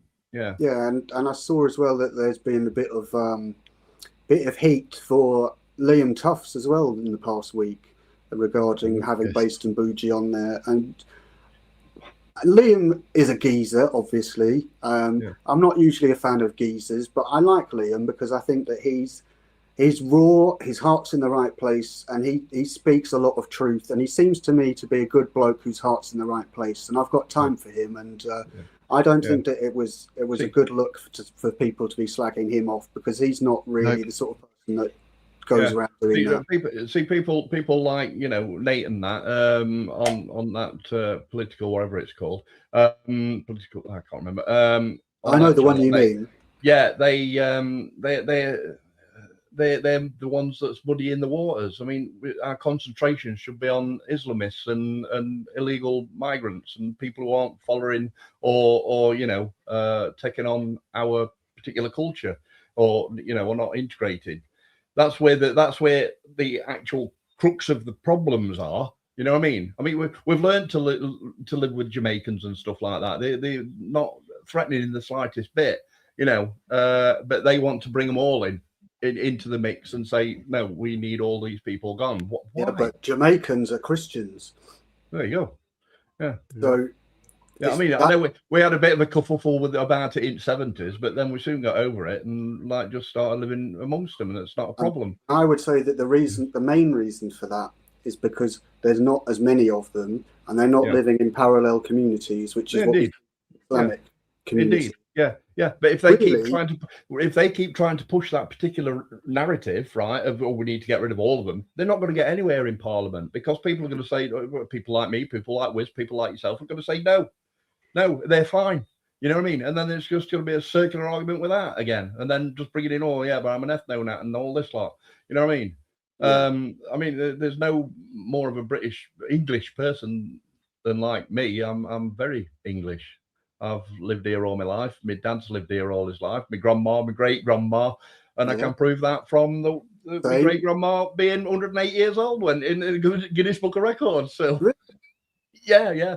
Wow. Right here, sure, in Mansfield Woodhouse. Yeah. Wow. Yeah, and I'm 1 mile away from my hospital where I'm born. There's no need to even cut my umbilical cord off. Yeah. So there you go. Well, actually, I mean, I'm not that close, but I am only about 15 miles from where I was born, so I'm not dissimilar, really. I'm still in the same area. Yeah. And my family have been here for generations. You know, they're proper East Anglians. I've got the family tree that goes back about 200 years. Yeah. Nothing exciting in it, just ordinary people going about their business. Yeah. And you know, I am an Englishman. I'm proud of my history, but for me, it's always felt like a responsibility in a way, because just because of the town that I live in, because you can see the history around you, you do feel part of that as a person. You feel that this is part of my town. That church is mine. That castle, which is the symbol of my town, this ruined Norman castle, you know, that is my castle. Yeah. So we've got St. Peter's Church just down hill, you know. That's where my mum got married. It's where my grandma and granddad got married. It's where all of my mum's sisters got married as well, right? My dad were an only child. But yeah, and I've actually got all those weddings captured on Super 8 video. Really? Well, on Super 8, yeah. Wow. And that's it. It's St. Peter's Church, yeah. See, that is exactly what I'm talking about when I say I call myself a cultural communitarian. It's exactly what you've described then, that culture, that community, and that sense of continuation is what I want. That includes elements of both ethnat and civnat, but it's something I think that's better because it's looking at culture specifically. And you've just exactly described, you know, why England is so great, because you've got that continuity that's there. Once you start bringing in a different culture, such as Islam, where does that fit into that history that you've just told us about? Yeah. I'll put it this way, though, you didn't spot one single black man, even when you were panning around on the street. There one single black man. You know, you might have had odd chimney sweep. You know what I mean? But they get a pass. But yeah.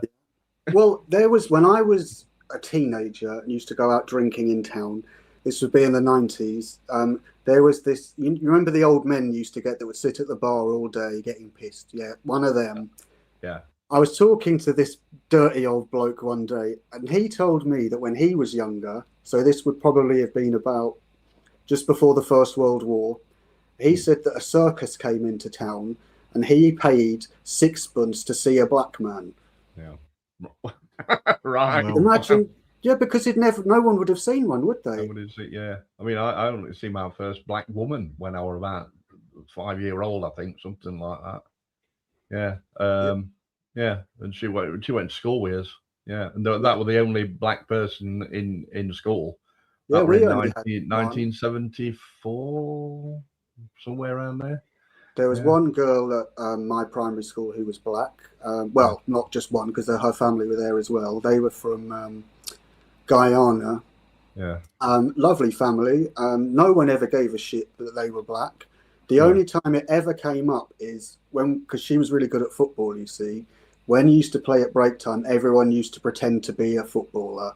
And of course, she was always John Barnes, which was a massive compliment at the time.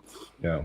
There's nothing racist about it. Yeah, also with that and kids learning about stuff. I must have been about, 6, 7, and it were at a birthday party at my next door neighbour's house, right? And I walked in and I saw this black woman, black lass, like, but she was still quite portly even then. And I just said, black. You know what I mean? And then all the people behind her who were all white, at the party said, "Oh no, you don't say that." I said, I thought I meant it's black outside. You know what I mean? I was about 7-year-old, but that that were it. Then I kind of learned that wouldn't be a very nice thing to say as a kid. You know what I mean? So you learn through experience, and never once have I ever looked at anybody like that again and said, "Yeah, but why wouldn't you have done it though?" I realized, you see, that just part and parcel of who someone is, Yeah, if you didn't, and if you'd never seen anyone like that, why wouldn't you say anything? Yeah. Obvious. Yeah, and I'm guessing. But it were how the other white kids at the party, who's obviously she was their friends. You know what I mean? It were how they like looked at me. Just like monkeys do in a cage when they fall out wind of the monkey. You know what I mean? I felt a bit, embarrassed that I'd said that kind of thing. But I always remember. We got to a point though. I don't know if you agree with this, but I would say that once we got to the 90s, the sort of not BNP because they came in the 90s, that National Front sort of type of old school racism, that I would say that was gone by the 90s, and that racism actually was really quite rare. You'd think that. I know somebody called someone who actually wore an at on someone else's channel and bragged, it was on Dino Bain's channel, and bragged that, I'm in the BNP, I'm BNP till I die, like, and he's a fairly prominent YouTuber. I won't say his name. I think though that had really diminished a lot by the 90s, and I would say that beginning of the 2000s as well, that racism was probably something that was very, very rare in our society, and the only reason when you would hear about it was because it was so rare.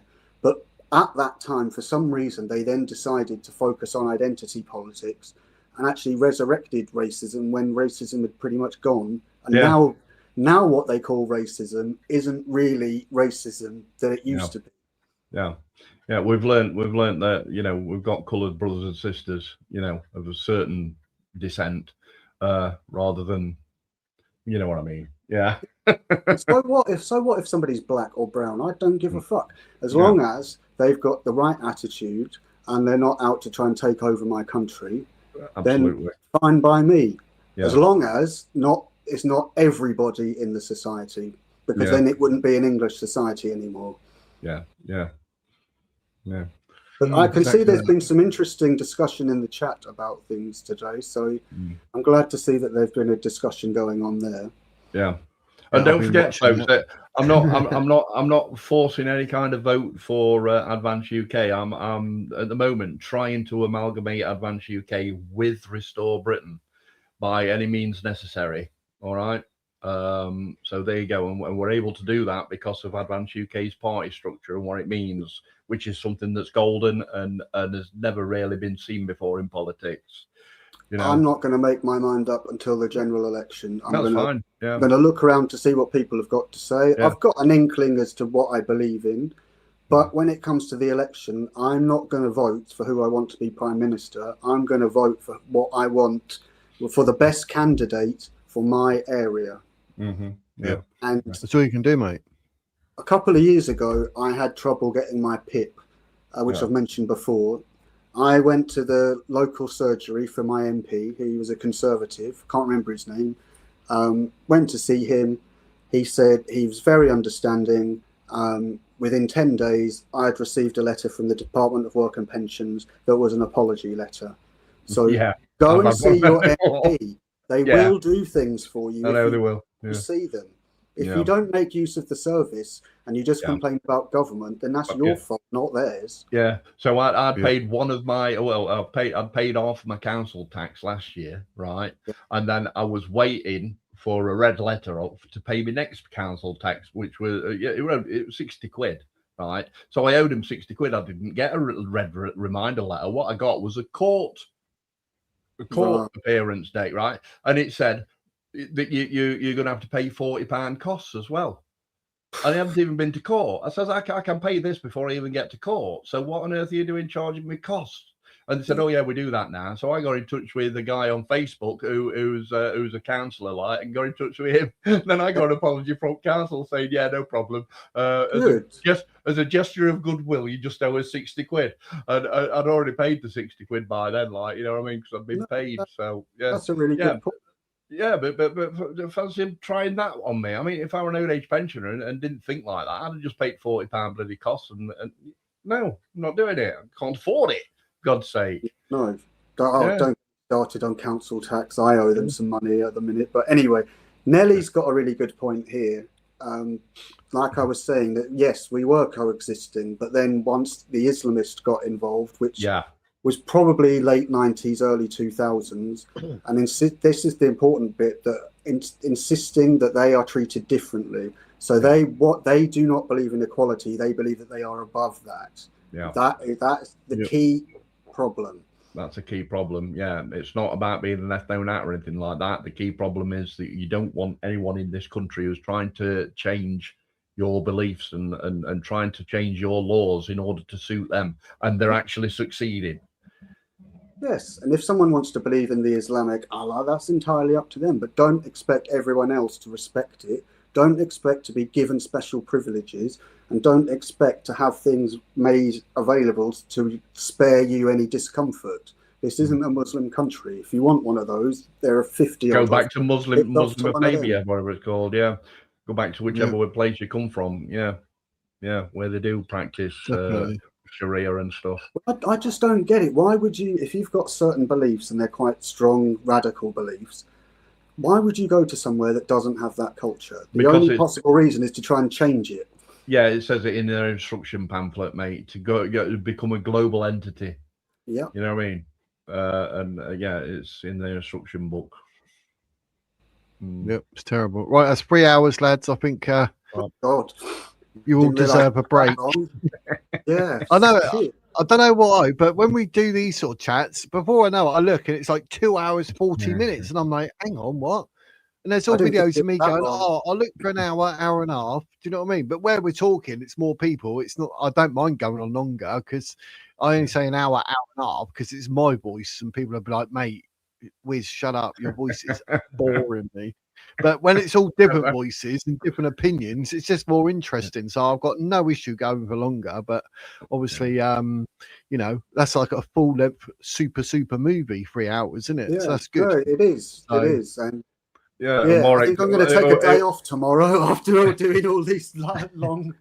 Yeah, I'll find some new stories of what's going on. But I think Guardian Mo's about tomorrow because he wants to talk about. He told me, he's mentioned that to me today. Yeah, he says it's on tomorrow. Yeah. Oh, Pat had a good suggestion as well that might be worth looking into at some point. When he mentioned the Turin Shroud in the latest discoveries, that's quite an interesting story. Yeah, I'm up for that because that's the biggest load of BS ever. So no, I'd be interested in knowing why you think it's bullshit. If we look at it, that would be a good one. Because someone dipped in, dipped the Turin shroud in some boiling water, and it made tea. Basically, a load of dried tea stains all over it. Like, oh, let's make this look authentic. Like, for me, the thing about the Turin shroud is that yes, it's very mysterious. It's very strange how it got on there. The latest theory as to how it got on there is really interesting. But the image to me looks like a medieval image. It doesn't look like an image that's older than that. That's just the style of it. A soldier. Yeah. And I reckon if you say got someone like myself, like because I've got the beard and all that, like smother me in like black paint or something, get me to lay down, put it over, lay it over me, and then open it up, it won't be the same as what you're seeing. So there's no way like Jesus passed through that, and I think you got something wrong in your head, and you're actually an insult to Christianity to think that. It really winds me up. There's something interesting about it though, because it wasn't really discovered that it was there until someone photographed it, and it showed it in the negatives. So there's some sort of photographic imaging that people had an awareness of before it was acknowledged that we had that. And I think the latest one is, the latest theory is something like, basically it was like a kind of mini nuclear explosion that imprinted the image on there because the energy release was so vast. And again, I don't know if that's true or not, but it's a really interesting story.